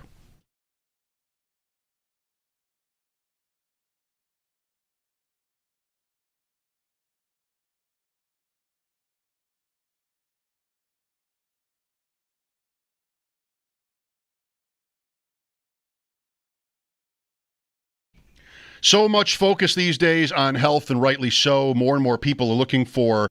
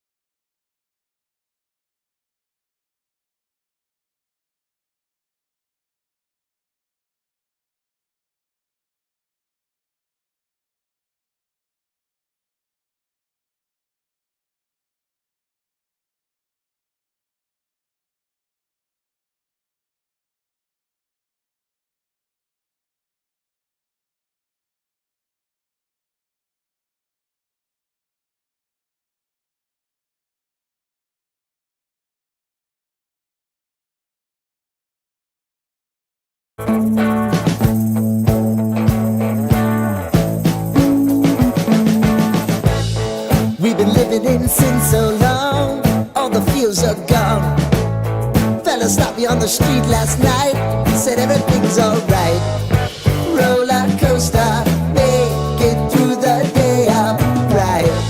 It seems your meal ticket is gone, but life goes on. I could never imagine something better. Yeah, right. Now you're cooking on high heat in the middle of the street. Roller coaster, take me to a better time. Let's go.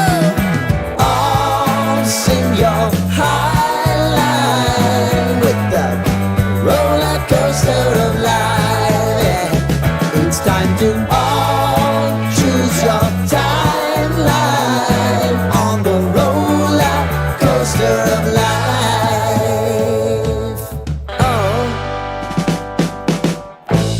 You seem to easily forget how to place your bet. When everyday life gets you down, you gotta steal the crown. Got to own it. Don't bitch and moan about it, please. God forbid you scrape your knees, and it's nothing to sneeze at. Oh, I've told you over and over again. You gotta get both hands around it and make your own plans. Roller coaster, it's taking over, it's about time. Oh, all sing your high line on the roller coaster of life. You've got to all choose your timeline with the roller coaster of life. Roller coaster.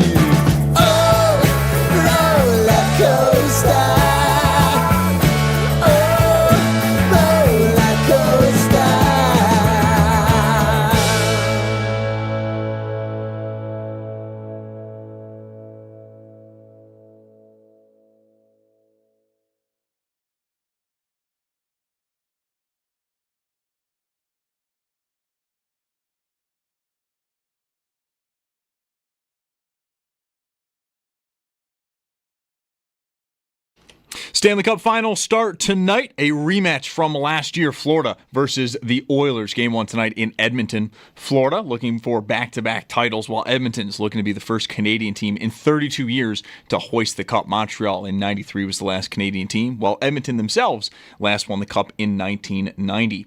Game time just after 8 o'clock, and coverage right here on WGR will begin at 7:30, with that coverage being presented by Figo Car and Joyce, your border attorneys, and brought to you in part by Window Nation, the perfect fit for your home and wallet. Connor Brown expected to be a game-time decision for Edmonton, while A.J. Greer not expected to play tonight for Florida. The Penguins are hiring Rangers assistant coach Dan Muse to be the franchise's next head coach, and Colorado has re-signed Brock Nelson to a 3-year deal, $7.5 million per year. And the Bisons, they are in Syracuse versus the Mets just after 6:30. That game will be over on our sister station, the Bet 1520. That's your Paddock Chevrolet Sports Headlines. Paddock Chevrolet celebrating 90 years of being your hometown dealership.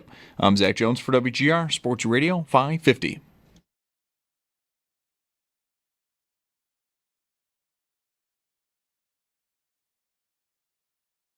Just truthfully, guys, do you think that the Bills' win total would change at all this year if James Cook decided that he was taking the season off? And I would probably say no. I don't think it would. I don't think the point spreads would change hardly at all if you take him out of the picture. He's the best option, but just how reliant the position is on everyone else on the offense, I think that's probably where the Bills are thinking. Can't necessarily blame them, even with, again, Cook certainly, being a very good professional lineman. Our guest, Ian Harditz, just before on James Cook. No, I don't disagree. Would the win total budge? How many running backs would, by their absence, change, for real, your outlook on the season? I don't think it's zero. I think Barkley is one. I think Henry is one. They're great teams already, and they wouldn't plummet without those guys, but still, I think they rate highly enough. Maybe that's half a win. Maybe that's a win, even. I think McCaffrey would be another. I think maybe Genty would be one, even though he's a rookie. I cannot allow that. Uh-oh. He looks great. I hope he's great. I'm even balking at Barkley and Henry. Myself, honestly. I've said it before, and I don't know, maybe it's an idiotic thing to say. As great as Barkley was last year, I don't know how different the Eagles season is if they've got a running back who just, goes for, I don't know, who somebody capable would probably go for 1,500 yards in that offense. I mean, Barkley was the long runs, the breakaway. There's a high end there. I recognize it. But the team is so good already. I just have a hard time believing any running back is the driver. Really. And you're not saying that either. It's just the win total. Would it be affected at all? I agree with Ian about the Bills. I guess I would need convincing that even the best guy. I feel like McCaffrey, maybe there's even more of a case because it did fall apart without him. And I just have a hard time believing the Eagles or the Ravens would fall apart without their running backs. Now, the Niners had more than just McCaffrey out that also contributed to that, so it wasn't entirely just that. But, I mean, I just have a hard time with it. I want – because I'm conflicted about it because I like the talent. I want these guys to be irreplaceable, but I just don't think that they are. No, I mean, I think you're saying a few different things. I don't think those teams would plummet or fall apart. I'm thinking more about the perception, and if the Eagles happen to lose Saquon Barkley to a season-ending injury in one of these minicamp practices, and it's Will Shipley season, a lot of people are going to be negative toward that. I mean, will it end up being right? I'm more like you in that way, where I just kind of think maybe not. I definitely think people would react to it. That's the win total. Oh, well, okay. Then maybe it does move then. But I don't know. I wouldn't think it would make that much of a difference. Weren't the Ravens better 2 years ago? with Gus Edwards. I mean, they had a better leading their backfield. They had a better season. They did have a better season. They were first in points allowed in the league. Well, that helps. I don't know. Last year the defense struggled early, but then got good. Yeah. They were 9th in points allowed last year. Offensively, 4th to 3rd. It's one of these things. You're right to call me on saying too many. I'm saying different things because I'm tangled up about it. I don't like how I feel about it. Right? I mean, I've romanticized many times about, as people my age, our age, running backs were kings in football when we were kids. That was, it wasn't just because it certainly is impacted by growing up here with O.J. Simpson being the superstar that he was on the Bills. For you. For me. But I liked that about the sport. And seeing it get to a point where I think the right thing to say is I don't want to pay my running back X amount of dollars. I just don't want to be in that business. I really believe that. But I don't like that I believe it. I wish I could lie. I wish I could just stick up for running backs. But I don't think it's the right thing to do. I felt this way for a very, very long time. It's not just all of the sudden here.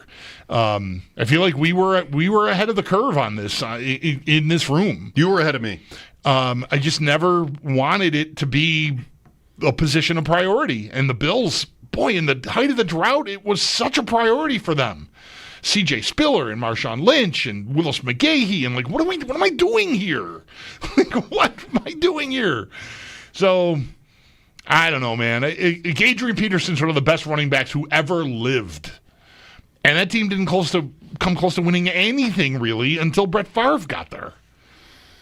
There are many examples. So, I mean, I don't know. I just don't... I don't like how I feel about it. I think mostly we've been like-minded. There are times when you or I think maybe it's gone too far. And I'm at one of those times when it comes to Philadelphia. I don't think the Giants should have paid Barkley. I don't blame the Giants for what they did. They got mocked for it, but they probably did the right thing. Just what do we need him for, right? How many games did the Giants win with Barkley? But he had an incredible season on a great team, and it's a little much for me to think that just anybody could have done it or come close enough to it where basically the Eagles are the same. Some teams will have a number 2 guy where you can maybe picture it. Will Shipley is it's not that. And right now he's that for Philadelphia. So I do like Davis here.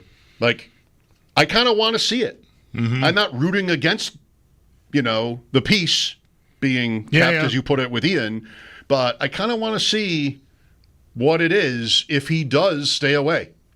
Because I really don't think he's a player where it should mean a lot. I think it can upset a football team, though, in other ways. Whether that's just the offensive coordinator and the game plan each week. If he doesn't have the same level of trust in the backup, that could happen from an injury, too. But if somehow Cook stays away, then you could have that. And you could get some discord from this kind of thing. I think I'm more. I even mentioned it to Ian there while we were talking about it. That is I don't want to say it's the only. It's the biggest concern I have about the whole situation is whether the peace will be kept, whether guys on the team will feel like at all slighted by the Bills not figuring out a way to. If it came to that, I mean. I guess it could even happen, though, like if Cook shows up and he is at all different personally because of what's happening, guys might feel like the Bills, guys on the team could feel like, hey, we screwed up. We should have got this right. This is an opportunity. These things they don't come around. We shouldn't take for granted that we've got an opportunity to win the Super Bowl this year. What are we doing? Quibbling about some millions of dollars. Like, you should be able to figure it out. You figured out everybody else. You figure this out. But I mean, I still would balk at the big dollars for him. So, but I don't think the players would feel that way at all. The players, I think, want everybody to get paid. You mentioned OJ. There have been 14 seasons in Bills history where a player has rushed for at least 10 touchdowns. And 4 of those players have 2 of the 14 seasons. OJ is one. You want to guess the others? How many touchdowns are we talking about again? 10 or more. 10 or more. Rushing only. And there are 14 such seasons, you said, and 4 guys have done it twice. 4 guys have done it twice. And OJ is one. Okay. I'll say Thurman. No. All right, I'm out. Read the list. I don't want to play your game anymore. No. He had one. He had one. Yeah. Was it 93? 1990. 11 rushing touchdowns in 1990. No. Cookie Gilchrist, 62 and 3 back-to-back. The prior to the championship years, he wasn't on the second team, right? The 65 I don't team? believe so. 62 and 63, Gilchrist had double-digit touchdown runs. O.J. Simpson, Travis Henry did it twice. Also back-to-back, 02 and 03. And Josh Allen, also back-to-back the last 2 years. He had 15 in 2023. Cook had 16 last year. Allen had 15 2 years ago and then 12. Mm-hmm. It's June. It's one of these topics that is always brought up. Not all the time. It's not wide receiver. It's not every day. But are we yet to, not that the Bills didn't get there themselves a couple of years ago, but a point in time where the Bills will want to hold him back? Allen running? That's a question. It's a question every year. Yeah. Today is his 30th, June 4th. I'm going to go ahead and say no. We're not there. And I don't know if I'll be inclined to want to get there or think that they will get there without him just slowing down naturally because he's older. You know, he's going to be 30 next year. So when he's 33, is he still the force athletically that he is right now? Is he even the force athletically right now that he was 3 years ago? Like, I don't know. I guess we won't know until the season begins. But somewhere here along the way, that is not going to look like it has looked. And then I think he'll just have to realize, I got to stop doing this as often. And they would probably want to discourage him from doing it as often. Or something terrible happens to him. And that's where I would fear like the Bills and me are maybe the same. Yeah, this is great. Oh, no! What else is in the news, Robin? Don't do that anymore. Like, that's it. That's the end of that. How dare you? So I wouldn't. I'm not ready for it yet, and I wouldn't anticipate that they are. 14 double-digit rushing touchdown seasons. We told you the 4 Bills who have 2 each. There are 6 others. Cook, McCoy, Rob Riddick in 88. They were all dives over the pile from the 1. Willis McGahee, Thurman Thomas, Joe Cribbs. 1 time each. 10 or more rushing touchdowns. OJ and Cook last year have the record with 16. OJ that's 75, not 73. 73 he had 12, the 2,000 yards. But in 75 is awesome. 16 rushing touchdowns, 7 receiving. You're on that level now. You're on like the McCaffrey plus level that season. And that team was great offensively. I would have liked to live through that season consciously, 75. I feel like 74, they're in the playoffs. 75 Bills come out, they won their first few games.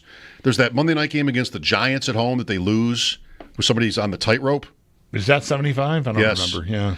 And that must have felt like a waste. One of these seasons that Yeah. Tell Sneaky Joe he can ask if Allen would have gotten them to the AFC Championship game that year. 75. They lost the playoff game in Pittsburgh. Didn't they win in Pittsburgh early in 75? Yes. Yeah, it was very a good. big highlight of that season. Week 2, yeah. was it? And the OJ run around the right end down the sideline where like all the Steelers look like they're just not even playing in lead suits. Right. Yeah, that's pretty cool. Yeah. Mike Schopp and the Bulldog at 803-0550. Your calls are welcome. This is WGR.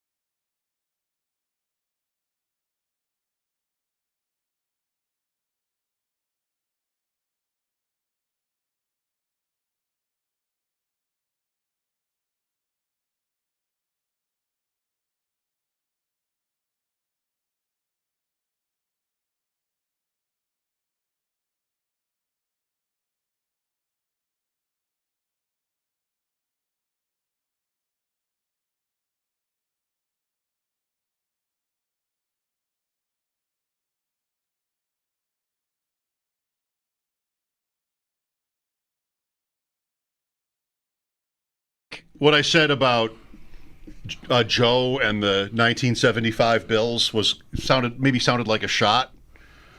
Far be it from me, and I would never mean it as one, to criticize him or Jeremy for like topic ideas. It's hard. And those were good. I was definitely not criticizing. Joe was listening, and I just jokingly said, because they did this topic yesterday, which of the drought teams would Josh Allen have taken to the AFC Championship game? I said earlier, it's, I don't know, something how the AFC Championship is the framework. It's as far as the Bills have gotten, I think, is why, but still. So we talked about that. And then just before, mentioning the 75 Bills, like how far could they have gone with Allen?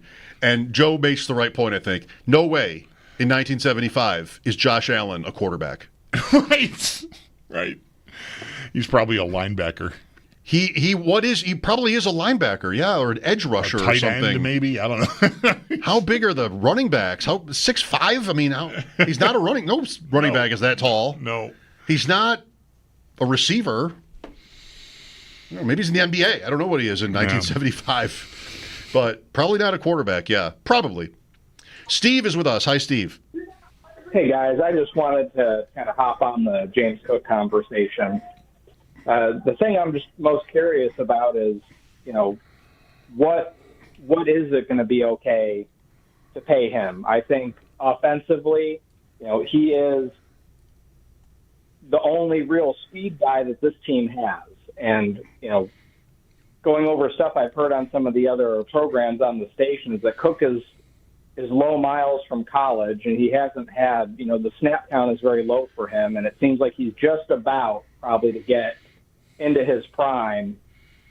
And, if we're talking about $3 million, whether it's 11 or 14 million, with how much the cap is going to go up, especially with this 18th game that's going to be coming in the next 3 or 4 years, what is the big deal to just not give this guy a contract or have, some type of incentives in there where it's like, they win the Super Bowl, here's an extra $1 million or whatever. I just feel like they need to get the deal done.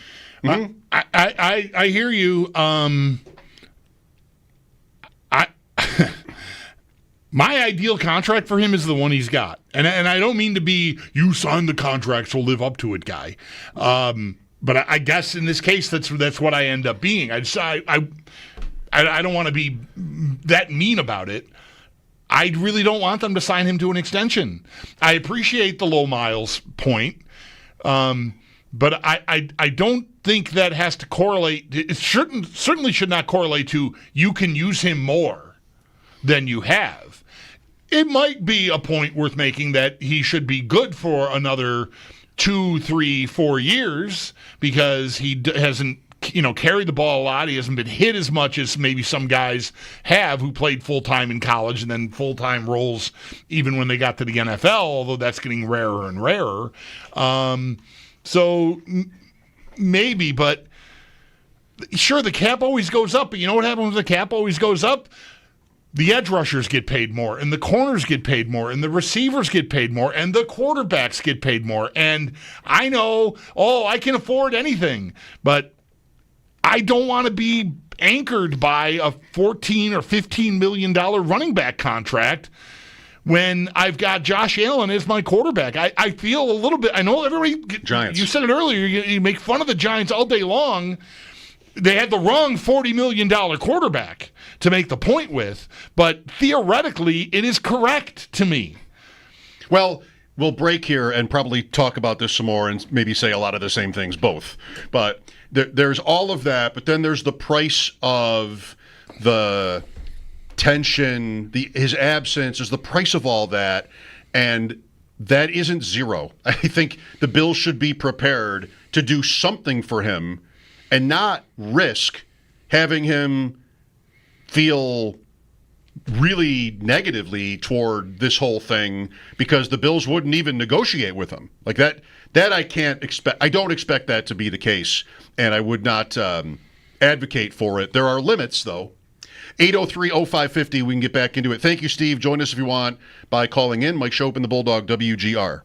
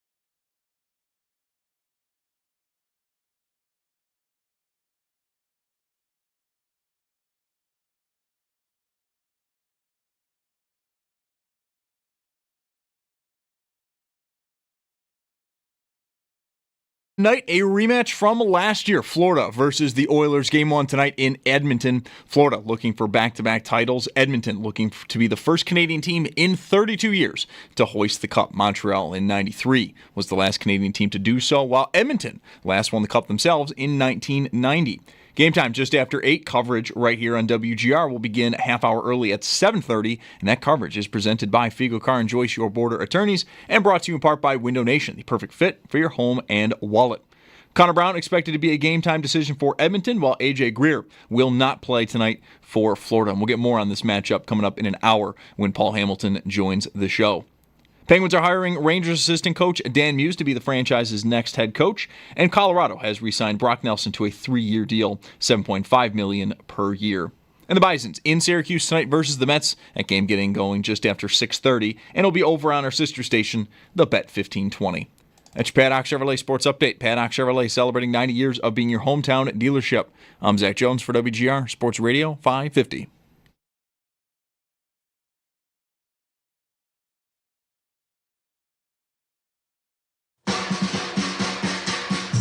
It's Mike Schopp, a Bulldog.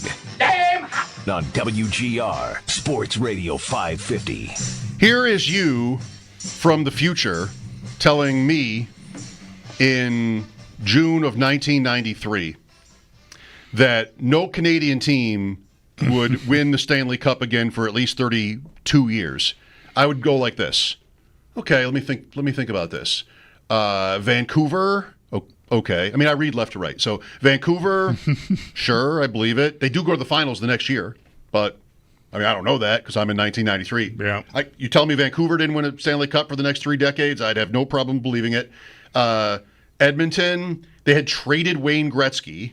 Like, it's Edmonton. Like, all right. I mean, that team's over. Mm-hmm. And they had their moment. They're not a... It's money's talking now in this league. Okay, it's a little more than a moment. They had an era. A dynasty. They had an era, but it was over. Right. So, okay, Calgary was good, but I guess I wouldn't strain to believe that Calgary would not win a Stanley Cup for the next 30 years. Winnipeg, sure. Obviously, they don't win a Stanley Cup for the next 30 years. I could have told you that from the present, future guy. Ottawa is new, expansion team. All right, I'm with you so far. Mm-hmm. Toronto's my team in 1993. I'm crushed by the Leafs losing to Gretzky's Kings and then the Kings losing to the Canadiens. But the Leafs had a way then, as I think they still do, of not getting to the top. I think I would have believed it. I would have been like sort of bitter Leafs fan going, all right, fine, I guess. I'm not shocked. Quebec is still there, but they don't get Lindros done, and that maybe they're moving. Maybe I know this already. I don't know, but it's a little early for that. But yeah, okay. If I don't know that they're moving, they're the team where I might have the hardest time because they're like loading up, but they've never been to the finals. And Montreal, don't tell me that Canada doesn't win a cup for 32 years. Just tell me that Montreal doesn't, and I think I'm stunned. I think I just would not have believed that the Montreal Canadiens in 1993 would not win another cup in more than 3 decades. The Canadiens? Right, we grew up with them winning the cup kind of all the time. All the time. they just... Well, how could they have not won a Stanley Cup in 30 years? Yeah. That sounds like the Cubs or something. It sounds like a team that just... would be futile. Burdened by the flirtation, more than a flirtation. I never have been a Leafs fan. I would have difficulty believing both of those teams. I would almost view them as equals, and I know they're not. As far as cup wins go, I mean, you got to go back to the 60s for the Leafs, and Montreal obviously has won much more. More recently than that. Anyway, I'll take the much off of that. But I would say Toronto, Montreal, like those are hockey hotbed markets that almost demand that you contend. And I would expect the team to sort of follow suit. And Toronto mostly has. They've been contending. There was a big dip before Matthews got there, and it was pretty dark for a while. And it was, not great in the 80s either, right? Howard Ballard, it was pretty bleak. It was not. But I would have assumed either one of those two teams would have won in this period of time since Montreal last won in 93. Fair enough. But most of the Canadian franchises, I think I would have said 30 years ago, like, yeah, all right, well, I get it. I believe you. But not the Habs. The Habs have won 8 cups since Toronto's been to the finals. I think it's like 8 or 9.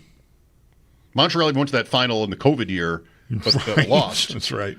Going through Toronto. Right. A much better Toronto team that year to do so. I saw a list. I'm not going to be able to recall it exactly, but just to point out how much of a powerhouse Montreal was back in the 70s. The list of cup matchups that are repeats, right? Like Edmonton and Florida are this year. That's a rematch. Mm-hmm. It's a short list, and Montreal might have 3. If there's 6 matchups on it, Montreal's in 3 of them. Back to back? Yeah. Montreal, Boston. Yeah. Maybe it's only 2 of the 5 or something. However many it is, they had multiple appearances on that list, and they're the only team I think that is like that repeats like that. Although if it was Boston twice in a row, then Boston would be there too. But 77, 78 are both Montreal, Boston. Montreal, Calgary was 2 in 3 years, not back to back. Right. 86, 88. Yep. Maybe the Montreal-Chicago matchups from the early 70s could be on the list. It's just not something I think I can... Since expansion? Yes. Okay. St. Louis, Montreal. Montreal is on it. Yes. Like 1969 So Montreal's on it twice. That's what it is. Montreal has 2 of the... Yeah, and St. Louis isn't that Scotty Bowman? Yes, St. Louis, and it's expansion in the West, and they win the West. Yeah, and it's all expansion teams or something. Right, it's like L.A. Yeah, Philadelphia, Pittsburgh, maybe. And they win, and it's like the JV, right? Yeah. Sabres on this list? No. Back-to-back Stanley Cup Finals. All right. Well, I don't have to sit here in silence thinking about it. How Pittsburgh, Detroit. Are you? Yes, that's Crosby's first cup. How invested in the streak ending are you, if at all? Like, do you? Not really yet. You know me. I love streaks. I'm the worst guy to be around. I love when the Red Sox lose and the Cubs lose and these kind of things like this. I don't root against Canada per se, but it's gone if they win. Right. This is an interesting topic. It's over if Edmonton wins. I'm just here for the content. I wanted to get back to every year debating the curse of the Bambino, and the Red Sox went and ruined it. They just ruined their brand by winning. Folks, he's not wrong. I don't care about them at all anymore, really. And it's not just the one. Maybe if it had just been the one, I'd still be hungry. But they won 4 in 13 years or something, and my entire existence as a human was sort of based in this misery that I was carrying around with the Boston Red Sox. When it was gone, I'm like, I don't have to watch you anymore. I love droughts. I'm not from Boston. I kind of, you can be pretty annoying, a lot of you. I don't need to align with this. This was tested for me with the Leafs because I sat down to watch Game 7 against Florida, and I didn't want them to lose. I wanted them to beat Florida. Yeah. I mean, it's family, it's friends, it's my past. Yeah. I wanted them. I don't really like them, but I wanted them to beat Florida. Marchand too. You take Florida and you mix in Marchand, right? And then the game just so got away from them, and then I was kind of done with it. It didn't hurt. Yeah. But I didn't want them to lose, so I didn't either. I'm sort of all over the road here. But I think when the games begin, like when it 8-10 or whatever time they're actually going to drop the puck tonight, I think I will have a hard time not rooting for Florida. Really? I like the build of that team so much, and I was rooting for Toronto to beat them because John Gale was sitting in my living room watching Game 7, and I would have felt just like a real jerk, like actively rooting, and that matters to me, and the market matters, the history of the franchise matters, and I'm sort of stick up for like keep going guy, and I'd like an example of someone who's going to keep going actually getting paid off. Instead of now it's okay, swing the wrecking ball now, finally. You have to. You can't keep going like this. So I was. Which team are you talking about? Toronto. Okay. Right now. So I'm saying I was like conflicted there, but now that like that's over, I like Florida so much. Barkov is so fantastic.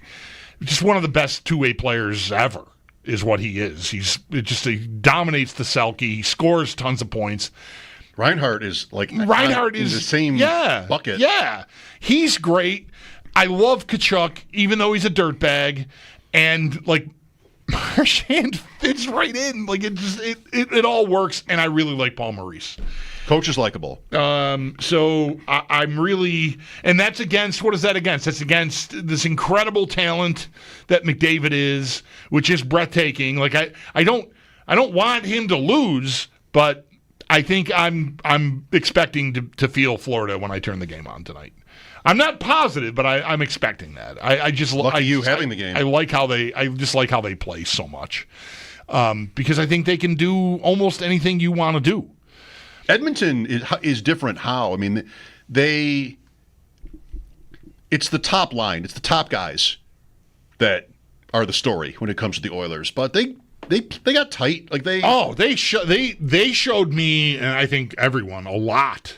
They got tight in a good way. Yeah, they buckled games down against Dallas. I mean, the coach for Dallas came off kind of like a knucklehead talking about, we need to get a lead and the goalie and blaming the goalie and all this stuff. But he's right. I mean, you're behind 2-1 to that team now, and they know how to do it. So I think it's it's a super fascinating matchup. It was last year, but I think Edmonton has grown in this way. Like if they do get a lead, I think Florida could be really tough. The trick is going to be getting that lead. Like if they're up 3-1, in the third period, I think look out. I think Florida's going to have a very tough time, but they're going to have to get it. They're going to have to make that work. And if they do, I think they are equipped to play a game that's kind of boring but effective. You know what there I think isn't anymore is any sort of condescension toward the Florida market, like the Southeast.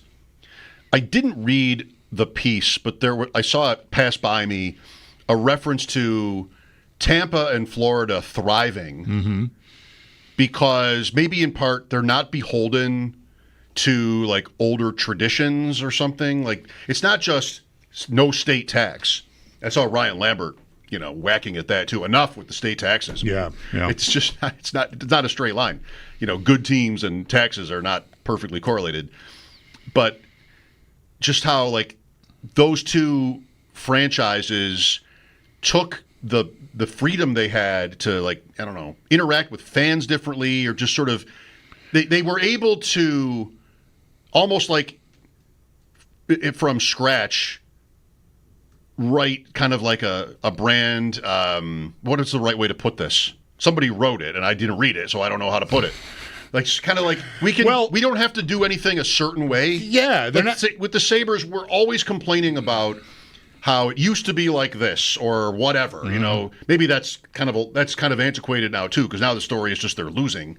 But the idea like jerseys or traditions, like it had to be a certain way. And all I'm saying is Florida and Tampa, I think, are teams that just didn't really care about that or need to know about it. They maybe are free of convention a little bit more than a team in a traditional market. And they also, Florida's maybe this I don't know, I didn't see this piece, but this might be a point worth making within this context. Toronto got to keep going. Austin Matthews, Nylander, Marner, right? Year over year, first round loss. Oh, we made it out of the first round, second round loss, first round loss. keep going. Florida, did they not win the President's Trophy the year before Maurice got there? Like they if they didn't win it, they had like 111 points or something. Like they were a great regular season team. This is before the Kachuk trade. This is with Jonathan Huberdeau as their leading scorer, and they had a monster year, and they got knocked out, maybe by Tampa. I don't even remember. Second round, 22. They get knocked out, and they gutted it. I mean, they. And I think Florida gives them a freedom to do that maybe a Toronto doesn't. They acted quickly and definitively, and they made that trade, and it did not take right away. Maurice didn't take right away. They're on the ropes with the Sabres 3 seasons ago to get in the playoffs, and then they make it, and everything Maurice is all about eventually takes hold, and now they're this team. They built it up and got everything in line and made the finals and lost, and then made the finals and won, and now they're in the finals again after, I think, a President's Trophy season. That's correct. That's amazing. To go wrecking ball then, and that is something I think you have a harder time doing in a market that is more traditional, and maybe, dare I say, the fans are more, they're just more clued into it, whereas Florida, I would perceive them up to a certain point here as being relatively new and casual about it, and like, oh, we had a great year. I'm sure there were fans that were upset about trading the leading scorer that had Huberdeau's jersey and everything or whatever, but they were brave, I think, to do that, and they did it, and they've been paid off. And that really, I think, identified what it is I like about Florida so much, that they did that. That is hard to do. That is one of the hardest things to do in sports, I think, is to take a thing that looks like it's excellent and a bad result in a small sample, like lose a 7-game series in the second round. This isn't going to work. We got to do something else. And the something else has been something else for them. Well, you're around a franchise that needs judgment at Nuremberg to decide whether to trade Henry Yoki Haru. So I think you can appreciate a team that takes big swings. I think that's probably safe to say. That is it. The Sabres bunt. I don't know how engaging this has been for our listeners to hear, but I'm so glad that I arrived at what I think is a reasonable explanation for why I admire the franchise so much. That's it. I don't think without having this conversation I would have gotten there or even realized that that's the flashpoint. I'm looking at some of the immediate streaming reaction, and it's amazing. They're amazed by this commentary. People are enthralled. Let me go check the YouTube chat. What's going on in the YouTube? Oh, they're talking about golf. Okay, it's all spiking. Everything, Sorry, YouTube chatters. Spiking. I really didn't look, and I don't know if you're talking about golf.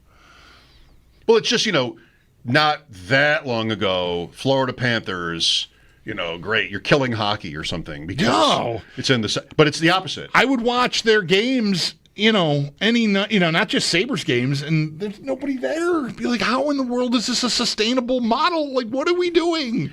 I've been to one Florida Panthers game, 2007. Sabres, going toward the President's Trophy. I got Ty Conklin, but that's fine. Sabres won the game. And I have a couple of great memories of it. May I? Please. It wasn't a big crowd. I mean, I felt like the Sabres fans were much of the crowd. Yeah. I loved that between periods you could go outside in Florida. That they had just on the outside, off the concourse, doors to little balconies, and you could be outside. That's pretty bomb. I like that. Although maybe it's 86 here. I don't know. Maybe it's hot, too hot there. Whatever. I liked that, so we did that. The better thing is, so this is 2007. A year or two before this, my wife and I went to the U.S. Open tennis in New York, and I was driving a Lexus, and we drove down. She grew up an hour north of New York City. We drove into the city to go to Flushing Meadow. And I'm, a little bit nervous because I don't drive New York City very often. I've got my car, I'm sort of I'm excited. And we get near the tennis facility, and there's a sign, Lexus, free parking. I'm expecting to pay $100 to park in New York City for the U.S. Open. I think a Coke is $20 at the U.S. Open. It's famously expensive. Yet, because of the kind of car I'm driving, I get to park for free. So we pull into the parking lot, and I can remember talking to the attendant, like, I get to park for free? They're like, yes. It's sponsored. Lexus sponsors the U.S. Open. Free parking. Help yourself. Like, oh, this is going to be a great day. Florida, we don't drive. I've done it, but we fly to Florida for this trip, and we're in a rental and pull in toward the Florida Panthers arena. I think I've never heard this from you, but I think I know what this is going to end up being. And there's a sign, like the Lexus logo, free parking. Like the same sign, maybe. Oh, okay. So we pull in, and I tell the person, the luck. I drive a Lexus, but I'm in a rental car because we're in from out of town, and I mean, tough. I'm sure, I'm sure I don't get to park for free. And the woman says, everybody parks for free. The sign was just like the logo is just stamped on there for whatever purpose. So just like some amount of money was spent so they could have their logo on the parking signs. But no, like everybody, what does the sign mean? No, it just says free parking. It's all it means. Everybody parks for free. And then she said, otherwise nobody would come. Oh my gosh, that's amazing. You know what I thought was going to happen there? Their arena used to be called the Enterprise Car Rental Center. Oh, okay. And I thought you were going to end up with park for free? Enterprise rental cars park for free at the Enterprise Car Rental Center. No, it's just like just a coincidence that there was that logo on the sign. So no money was spent in either case. Imagine a sporting event where everyone parks for free. That's mind-boggling. It might be different now. Florida Panthers? I would bet it is, yes. I would bet it is, too. I would bet it is. Yeah, 2007. Wow. Timeout for the update, then we'll talk some more. Got a James Cook call earlier. We can maybe get back into that. It's always sitting right there, at least until he shows up. Then that's over. Just like the Red Sox winning a World Series or whatever else. Once Cook shows up, we're done with that one. Hasn't happened yet, as far as we know. Mike Schopp and the Bulldog, WGR.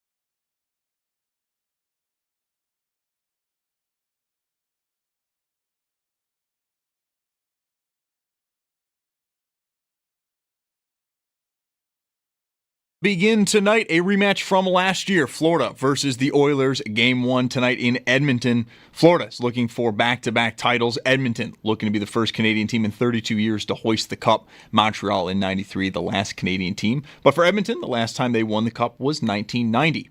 Game time just after 8, and coverage right here on WGR will begin a half hour before that at 7:30. And that coverage is presented by Fiegel Car & Joyce, your border attorneys, and brought to you in part by Window Nation, the perfect fit for your home and wallet. The Penguins are hiring Rangers assistant coach Dan Muse. He will be the team's next head coach. And Colorado has re-signed Brock Nelson to a 3-year deal, $7.5 million per year. And the Bisons, they're in Syracuse versus the Mets. Game time just after 6:30. And that can be heard over on our sister station, The Bet 1520. It's Paddock Chevrolet Sports Headlines. Paddock Chevrolet celebrating 90 years of being your hometown dealership. I'm Zach Jones for WGR Sports Radio 550.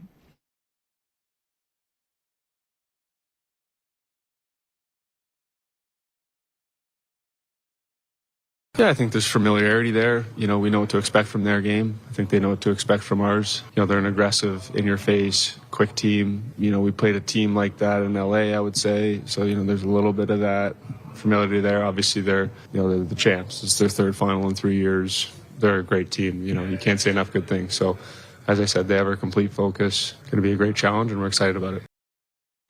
Connor McDavid. The Oilers are the home team this year. Game 1 is tonight. I did see a stat how the last several teams, I'm not sure it's all teams all time, maybe, the last several teams to lose the first 2 games of the playoffs won the Stanley Cup. Going back to the 92 Penguins. 92 Penguins lost games 1 and 2 to Washington that year, but then won the series in 7 and blitzed their way to the finals and won, sweeping Boston and Chicago in the last 2 rounds. Well, Edmonton hasn't swept anyone, but they have kind of blitzed. I mean, they 5-5, right after LA. So they beat LA in 6. Yes. So they're 12-2 in their last 14. Yeah, pretty good. I hated the 93 Canadians. I mean, that's part of why I would have not believed you if somehow you knew that they would not win a Stanley Cup for 30-plus years. I hated them. It just felt unfair, Montreal. And they beat the Sabres with McGillney hurt and LaFontaine hurt, all games by 1 goal. Right. Ugh. The team was so lucky. Young Leclerc, Desjardins. Can you hear Bob Cole on the Desjardins goals to tie and beat LA in the finals? Game 1, maybe game 2. They lost game 1, I think, of the final. And, if you take me back a quarter century, I'm killer on hockey. Damn. No, I hated them. Jacques Demers, Patrick Waugh, ugh. Not a fan. Well, your favorite teams are Buffalo and Toronto. You're not going to like Montreal. Right. That does track. I've stopped hating them. I've stopped hating everybody. Now I sort of feel like that's a very special franchise and, unique in sports history even, and I kind of look up to it. I mean, who knows? This stuff doesn't have to just continue trending up. But they, to me, look like they're ready to be, up. I would expect them to be a playoff team again next year. Time to start hating them again? Montreal. Yeah, I mean, the defenseman who's going to be the rookie of the year is incredible. And at least I think he's going to. I shouldn't say that with such authority, but I Hudson? Yeah, it would kind of blow my mind, unless I'm forgetting someone who's had an unbelievable year, but I feel like that's the guy. And Demidov, the Russian kid who came late, is super, super tasty. And, the guys that are sort of the kingpins of the team aren't that old yet, really. Suzuki and Caulfield are in their primes. They got a nice group there. Do we have a nice group here?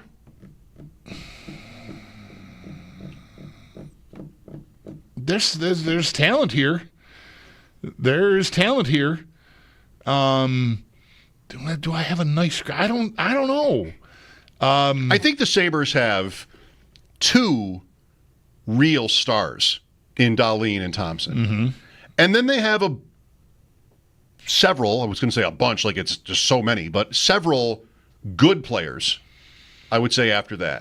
Tuck, Peterka, they've got power. Yep. They've got several good players after that. Goaltending's hit and miss. That hasn't changed really in many years. It's always been hard to predict. That's often what happens in goaltending. And then, I don't know, like they've got a few other guys who are okay. I wonder, not bad. Yeah, I wonder what's going to happen there. There's a lot of noise around Peterka. And I mean, not not just here. It's like he's on everybody's trade board. Yeah. And something tells me that maybe the Sabres are circulating behind that. Yeah. And it's because they might have an inkling that he's not inclined to want to join the core, or maybe they don't want him to join. I kind of doubt it. I think they'd be a little nuts. He's Owen and I were talking at home the other day about him and the start of his career and the start of William Nylander's career and what Nylander was points-wise and really all-around player-wise. And he still is kind of like there's questions about, how dialed in he is on defense, and he just has these lapses where it just seems like he's paying attention, something like defensively just gets lost. Peterka and Nylander are very comparable at contract time. Now, Nylander held out into November before he got his contract. Maybe it was even longer than that. Was it into December? Anyway, he held out. He missed games. And Peterka, he looks like points. I haven't analyzed all the big data, like all the micro stuff, but the hockey card stats, he looks like William Nylander at this stage of his career. And that doesn't mean he'll turn into William Nylander at the end, but he's a very good hockey player for them, productive. And if he doesn't want to be here, I just okay. Can you make a good trade? You're gonna have to nail that, because that's a guy that you should be counting on for 60 points as the floor moving forward, I think. And if you got to trade him, you better find your way to replacing that. You need to add as it is. So I'm really worried about that. And you know who else I'm worried about? Is how Tuck sounded at the end. Oh, yeah? Yeah. He didn't... It was more what he didn't say. What he said was, I haven't really sat down and talked with my wife about it yet. And I just find that really hard to grasp. I can't believe it. That he's...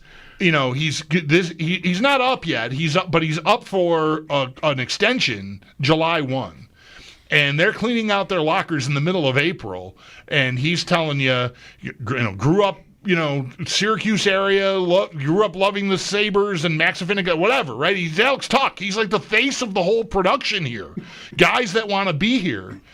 And maybe he doesn't. The best I got from him was I haven't really sat down and talked to my wife about it yet. You can't believe that. I like that feels to me like a really bad sign. I don't know. I tried that on Paul one day, and he just sort of, like Paul sometimes does. It just didn't really take hold. But I don't know if I'm the only one, but I'm concerned about that. That a guy that is the face of your entire thing here, to an extent. He is in a way. I would expect him to say, yeah, I can't wait to see what that looks like. I'm excited for the future. I'm dreaming of taking this team to whatever, anything besides. I have not sat down and talked about the next step at the most important juncture of my professional life yet. I mean, when you're out of it months beforehand, you can probably fit in that conversation. I don't know. I mean, if you want to convince me that he's a live in the moment guy, okay. There's a lot to be said for that. But I just that worried me. That really worried me. Because he certainly is someone who they should get a lot of attention for if they try to move him. But again, I don't know how well you're going to do. Are you going to pull off a trade where that improves your team? I might have a hard time with that. This has been fun. Yeah, I mean, I'm sorry. I don't know if it's my fault. I just don't know. I brought the Sabres I just up. don't know that any. I just haven't heard a lot of people chatting about that, unless I missed some other large commentary that he delivered at Locker Cleanout, which I don't think I did. I got real questions about where that's going. Okay. Should probably mention the name Josh Norris too. Yeah. I had to, I had the lines on a sheet of paper that was on one of the bulletin boards in here, and for the first time, there are things that are hanging on the walls here that have been in here since we moved in. Yes. Right. And something happened to that sheet of paper, and it was outdated anyway. Cousins was on it, so I needed a new one. So yesterday I grabbed a clean sheet of scrap paper, and I'm like, oh yeah, Norris. I should probably make him the number one center. He's making $8 million or something. He's going to be their number one center. And we have no feel for him at all. No. Really. No. Just from watching Ottawa. Right. I mean, I think he's an excellent player. I think if all things, health being equal, the Sabres got the better player in the deal, and I don't even think it's really that close. He's a very good 200-foot player and produces. He's great. He just can't stay on the ice. Have you been to a finals game? Never. I've been to one. I did not go at all in '99 as I was getting married. So missed all that. I didn't go, geez. I think the only playoff game I even went to in that 98-99 run, because they went to the conference final in '98, I was at the Mother's Day game where Barnaby got the hat trick. Right. And that was awesome. That would have been great. That was awesome. Andy Moog. I was there. I worked. We did, even though we didn't have the games, I did like a radio pregame show and a radio postgame show. And they threw me in the RV. And Tony Caligiuri and I sat in the RV on Perry Street and did. And the postgame, we were like, they made us move. Pregame, we were right outside the arena on Perry Street. It was pretty cool. We're getting ready to start postgame. Like, cops are like, you got to move this. You got to move the traffic. Who was driving it? Tony.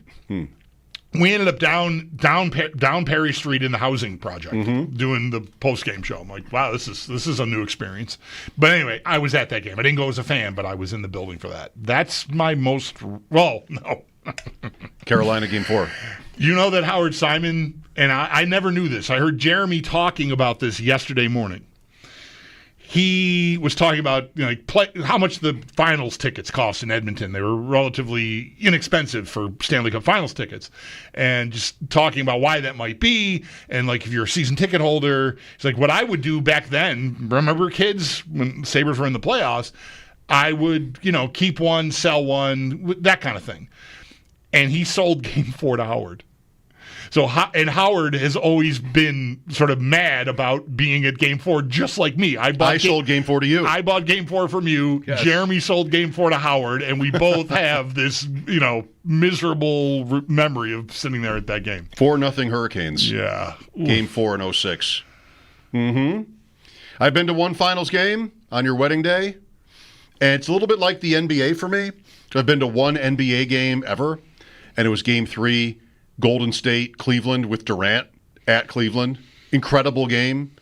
Cleveland, big comeback, takes the lead, then Durant steals the game, scored the last 10 points or something. Incredible game. And I kind of said to myself, I'm never going to another one. I've been to one NBA game. That was it. I'll never top it. Not a great, life message or anything. Never try anything again because it was already too good. That's fair. That is a non-derogatory. That's fair. But, one NBA game, could have been better. Atmosphere, everything about it was great. Never forget it, I think. And one finals game, Brett Hull. That was really long. Yeah. That was really long and gripping, but mostly terrible. Yeah. Including, most of all, the outcome. It's so late.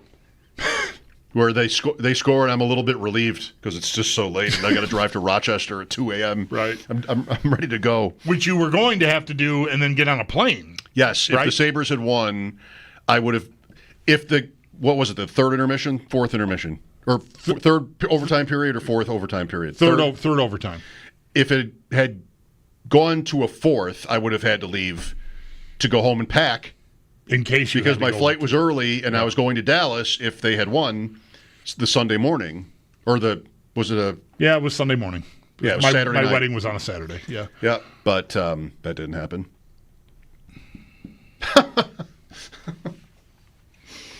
I'm not sure why I'm laughing. That didn't happen. We lost. That was it.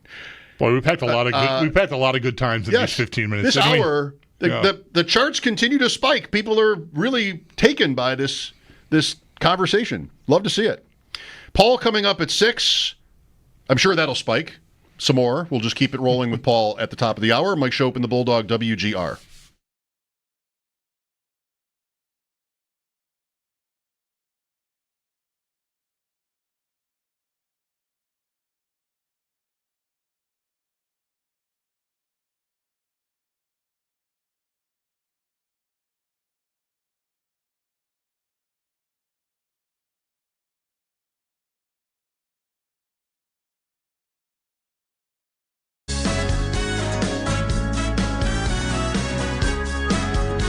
Mike Schopp and the Bulldog.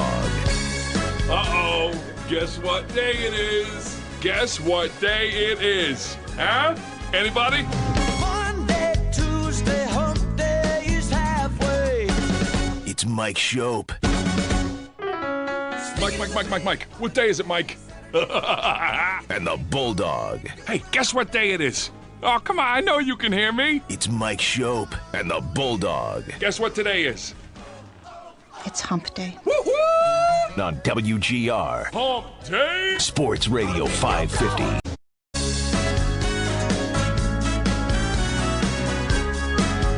It's Mike Schopp and the Bulldog. Uh-oh. Guess what day it is? Guess what day it is? Huh? Anybody? Monday, Tuesday, hump day is halfway. It's Mike Schopp. Mike. What day is it, Mike? And the Bulldog. Hey, guess what day it is? Oh, come on. I know you can hear me. It's Mike Schopp and the Bulldog. Guess what today is? It's hump day. Woo-hoo! On WGR Hump day. Sports Radio 550.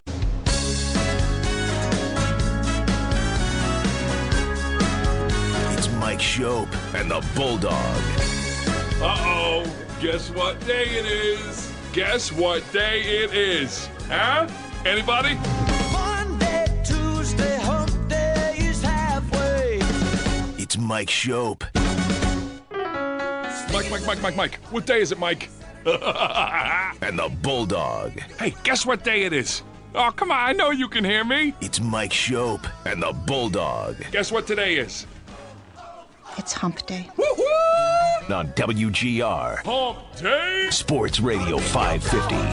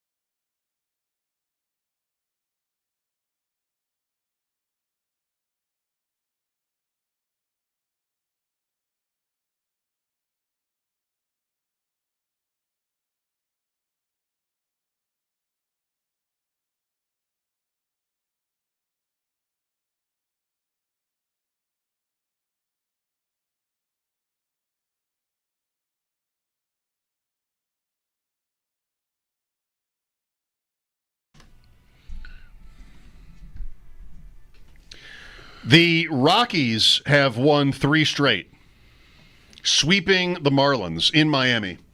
Somebody get Sammy P on the line. I guess that'll be us on Friday. Right. Still really in no danger of losing that under bet. They're so far down, but a little bit of a slowdown on worst team ever stuff with the Rockies.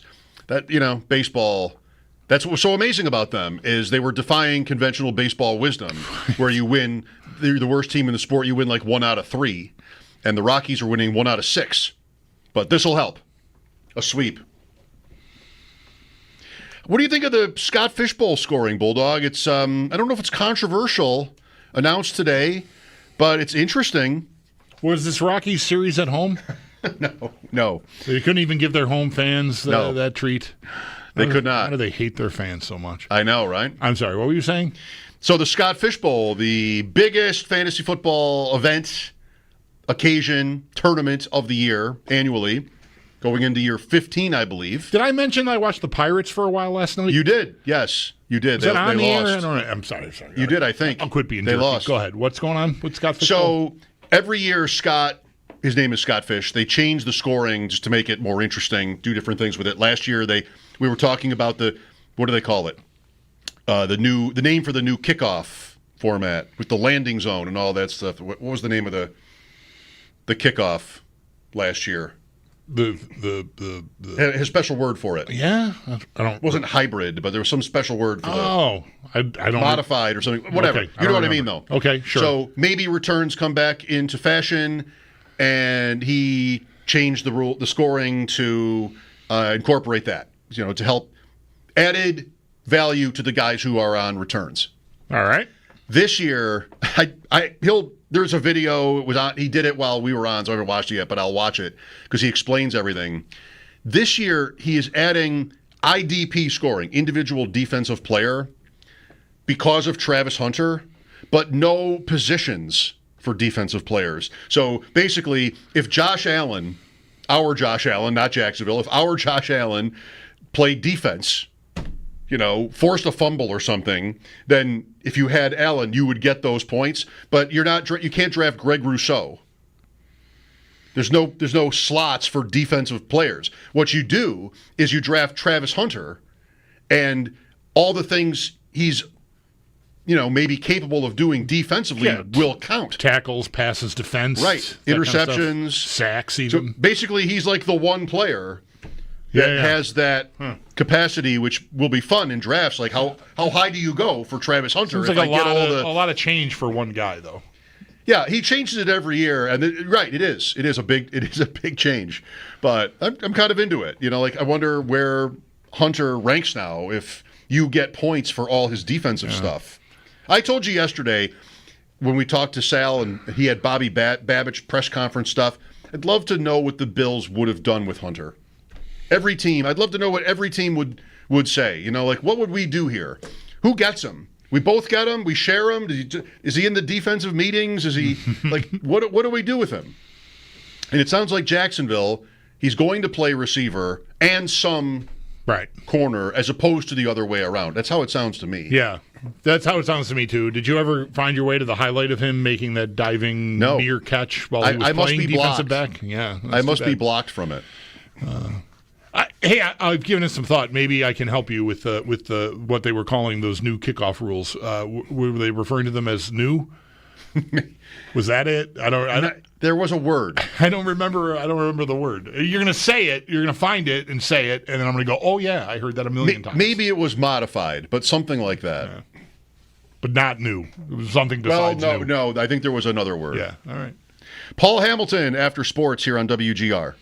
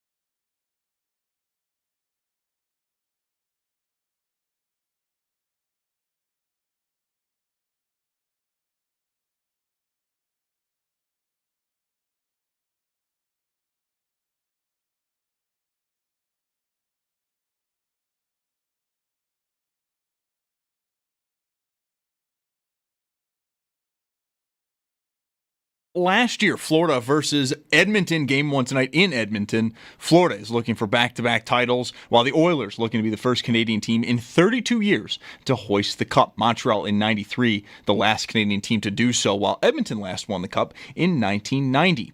Game time just after 8, and coverage right here on WGR will begin at 7:30. And that coverage is presented by Fiegel Car and Joyce, your border attorneys, and brought to you in part by Window Nation, the perfect fit for your home and wallet. Connor Brown expected to be a game-time decision for Edmonton, while A.J. Greer not going to play tonight for Florida. We'll get more on tonight as Paul Hamilton joins the show next. The Penguins are hiring Rangers assistant Dan Muse to be the franchise's next head coach, and Colorado has re-signed Brock Nelson to a 3-year deal, $7.5 million per year. Bisons in Syracuse versus the Mets just after 6:30. Game over on our sister station, the Bet 1520. While in the majors, the Yankees host Cleveland and Toronto has Philly in town, both getting going just after 7. Then at 10, the Mets at the LA Dodgers. That's your Paddock Chevrolet Sports Update. Paddock Chevrolet celebrating 90 years of being your hometown dealership. I'm Zach Jones for WGR Sports Radio 550.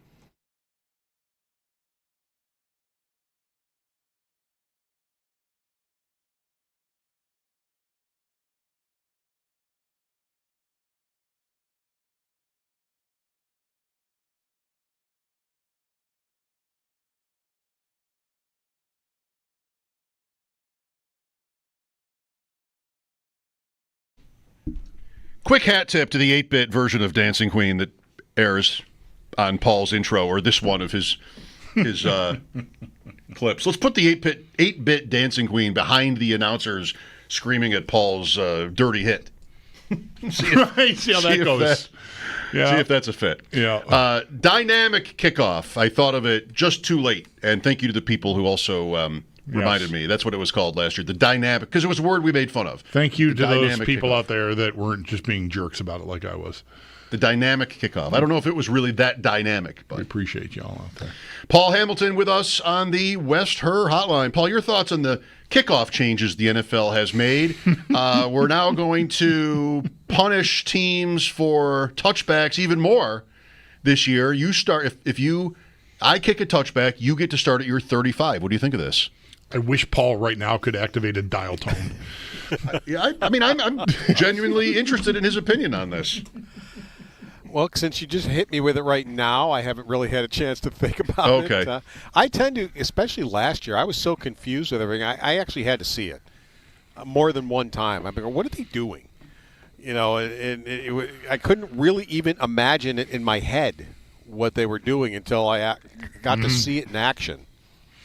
I didn't think it was going to have the desired result, and I was obviously wrong because it did. Kickoffs did go up, and I would expect will go up some more now with the new the new adaptations to the dynamic rules. So. I'm ready for it. Yeah. All right, here we go, Paul. The Stanley Cup Finals, Florida at Edmonton this time. How do you feel about the appeal of a rematch? It was a great series last year, so I would think star power, that history, there's a lot to like about this matchup. Well, at least if you're the NHL and you're trying to sell it, and they're always trying to sell hockey to the U.S., if you have to have a Canadian team, at least you have McDavid.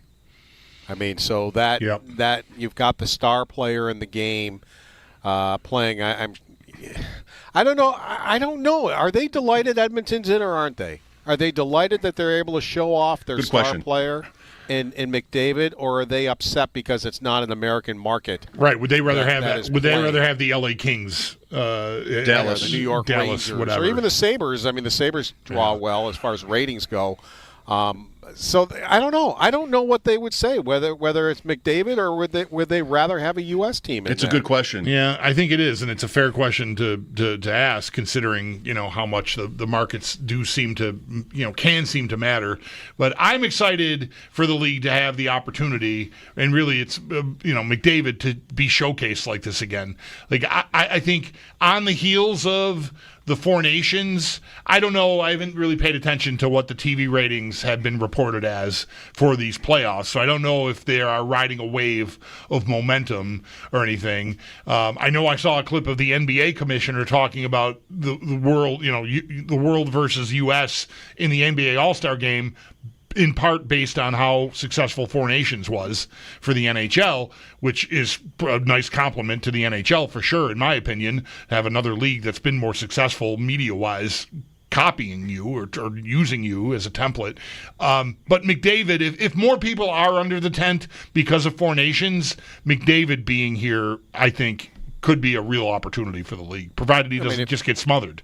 Yeah, if you're a real hockey fan, I mean, I'm looking forward to it. I'm delighted this is the matchup. I mean, I think this is for me, even though it's a repeat from last year, I think this is the best matchup you could have, this year. And, I like Dallas too, but I the way Edmonton's been playing and the improvement that both teams have shown this year, as a hockey fan, I think this is a great matchup to have. Do you feel like McDavid needs a championship to sort of validate his standing in the sport? I mean, he is unquestionably the best player in the league.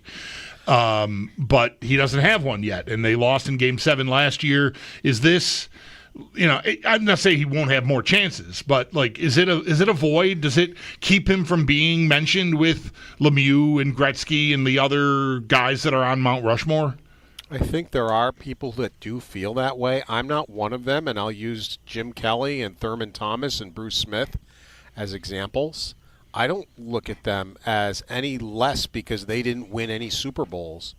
I think what they accomplished to win 4 AFC championships in a row is phenomenal in that. So I've never felt that way. I consider Jim Kelly a champion and a Hall of Fame player, and one of the best, not the best, but one of the best that played the game. And it doesn't affect how I think of him just because he didn't win a Super Bowl.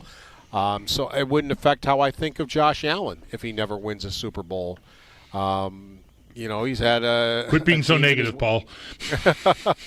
Actually, I'm being positive. I'm saying I think they, I think that they are great players. And in my mind, I consider them great players. I consider, Josh Allen's not in the Hall of Fame, but there's no question in my mind that I think he will be. And, I've never thought less of them because they didn't win championships.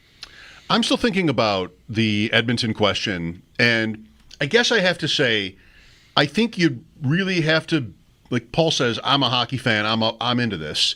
I think you kind of have to be there already on some level to get to, well, this guy's that good, I got to see it. Because I still think most casuals may not even really see the difference.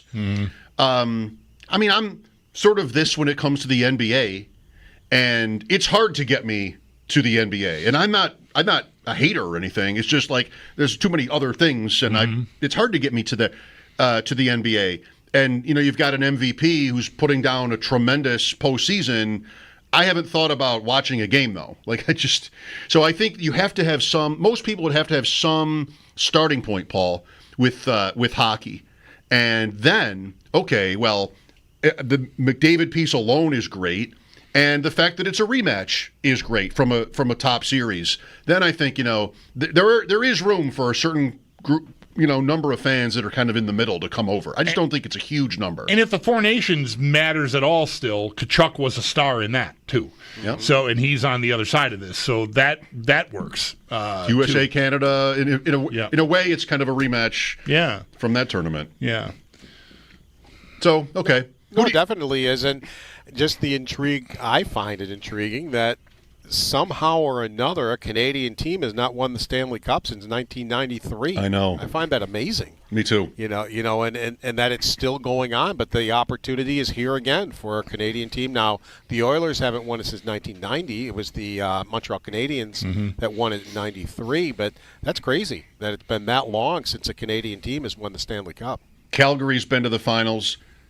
Of course, Edmonton has been to the finals more than once.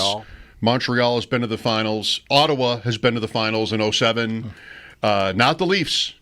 Vancouver has been to the finals, 94. The Sabres and the Boston was a team that got in the Leafs' way. That was the Eastern Conference Final. 99. Didn't Ottawa get there again? Did they get there again with Carlson? I'm trying to remember. No, they beat Okay. They lost to Pittsburgh. They lost to Pittsburgh in the conference 7-game semi, maybe overtime. Okay, yeah. But Okay, no wins. Vancouver got to a couple of finals. Vancouver too. Time ago. Yep. That's who the Rangers beat when they broke their long streak of no cups. Mm-hmm. Who should win? Oh, I don't know. I'm going to say it again. I know I said it in the Dallas-Edmonton series and was wrong, but I'm expecting 7 games. Stuart Skinner's a wild card. I mean, when he's playing well, which he has a lot of the time recently in this year's playoffs, not to start. He actually lost his job to start, and it took an injury to put him back in net. Now he's going great, but you just don't know what you're going to get from him. I think you know what you're going to get from Bobrovsky. You don't have to really worry about the Florida Panthers goaltender. You used to have to, but not anymore. So I think that's where the edge is right there is if Skinner is still red hot, well, now that's even. But if he's not and he could be anywhere on the spectrum, I think that's a big advantage for Florida. The thing about Edmonton, Paul, that has really shown through during these playoffs is just how much I think that they went to school on how they had to play on playing Florida last year and what they were going to have to do. And I did not see that coming as the regular season went on. I did not realize, like I said, I didn't watch them closely enough to know that they had this sort of shutdown gear. Mm-hmm. But they were smothering in that series against Dallas. And Vegas to an extent too. And that is, that might not be the most entertaining. If you're casual and coming in for McDavid flying up and down the ice, you'll get some of that. But man, the back ends of these games, if they've got a lead, they are just taking the air out of everything. Well, they finally realized it. How long did it take? I mean, look at what it took for Tampa Bay to realize it. They had to get swept in the first round by the Columbus Blue Jackets. And they're looking at each other like, wait a minute, look at the team we've got here. How did that happen? Well, they figured it out. It wasn't the star players. They kept their star players, but they redid maybe their bottom 6 guys and figured out what they had to do to mix in with those star players. And then all of a sudden they win a couple of cups. And I think Edmonton went to school last year. I mean, don't forget, Edmonton had to make that big comeback, which is great. I give them credit for doing that, but they got themselves really behind the 8 ball. They probably could have won the cup if they wouldn't have got so far behind in the series. 3-0. And then come storming back, but they couldn't get it done in the end. So Florida finally prevailed. Well, Paul, turning the page here because, flip a coin on this series as far as I'm concerned. Me too. Has there been any word at all, I'm guessing no, about anything about Jarmo Kekalainen talking? Like, are we going to get anything, or do you think it's that he's hired and, that's it and they're just on to the draft? I don't know. I can't guess with these people. I don't know. But there's been no word. There's nothing in the pipeline. I don't know why you wouldn't. I think many feel this is a positive thing. So I would think maybe you would want to capitalize on that. And maybe they're going to. I don't know. Yeah. Okay. See, I'm talking like I don't know. All of a sudden I may get a release tomorrow saying he's going to be talking or whatever. So I don't know. I can't say yes they are, no they aren't. It's just, I don't know how they roll sometimes, and in this one, I don't know what to tell you. All right, we'll let you go. Thanks, Paul. Enjoy the finals. Okay, take care. All right, that's our Paul Hamilton on the Western Hotline, and his appearances are always brought to you by Equitable Advisors. Planning for your future is about more than just money. Let Equitable be your guide, and by Relax Honda. Relax, we got this. I mentioned that stat earlier about the 14 seasons in Bills history where a player ran for 10 touchdowns, including last year where 2 players did it, Cook and Allen. I just remembered why I brought it up. Okay. I was playing Immaculate Grid. I guess it would have been last night maybe. I think this was yesterday's grid. And one of the columns was 10 rushing touchdowns for a team. It was maybe the Saints. One of them was the Saints, the Rams, and another team, Kansas City maybe.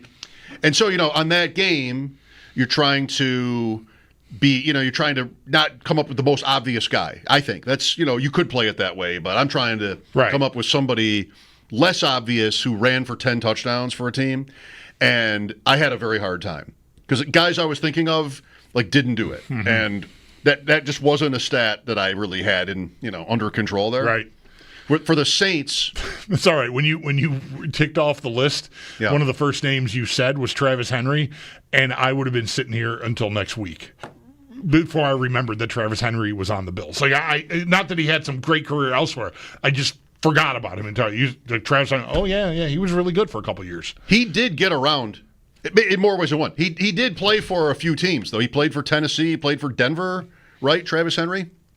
2 seasons of over or 10 or more rushing touchdowns for the Bills. Right. There were 4 players. All I'm saying is his best seasons were here, I think, in his career, and the way I said that could have made it sound like he's better known for something else, and that's not the case. Anyway.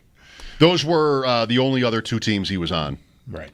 1,200 yards for Tennessee in 2006. Really? Yeah. Okay, well, he had 1,400, I think, in the 2 years here, but that's pretty. I would not have guessed that he had that many rushing yards there. For the Saints, I went with Reuben Mays, thinking, oh, that guy had to have 10 rushing touchdowns. He did not. Did you? So you tried that? It didn't work. Right. I was thinking George Rogers might have been a good guess. Maybe, yeah. I would guess that's right. I don't know. Dalton Hilliard is a yes for the Saints, but not Reuben Mays. Once I get one wrong, I'm kind of done. Yeah. I can't have the perfect score, the perfect 9 for 9. So I kind of give up after that. Sorry, just looked it up. Googling George Rogers, his rookie year, 13 rushing touchdowns. He had 18 for Washington in 1986. Okay. 18? Okay. Whoa. I want to see that now myself. I was not. I'm at Pro Football Reference, just so you know. I'm not at ESPN.com. I know. All grown up. It's what came up when I Googled him, and I'm like, okay, there we go. I'm looking for his stats. 18 rushing touchdowns? Wow. That's insane. That team went to the NFC Championship and lost to the Giants. Maybe 17-0, some score like that. Wow. The next year is the end of his career, and it's Timmy Smith in the Super Bowl for Washington. All right. George Rogers, welcome to the show. As a rookie, 378 rushes. How did you not mention that? 378 carries. 1,674 yards, by the way, if you want it. But yeah, wow. What 24 a game? 24 carries a game or thereabouts? 23.6. Yep. We did talk football with Ian Hartitz of Fantasy Life. We'll have that conversation for you next. Mike Schopp and the Bulldog, WGR.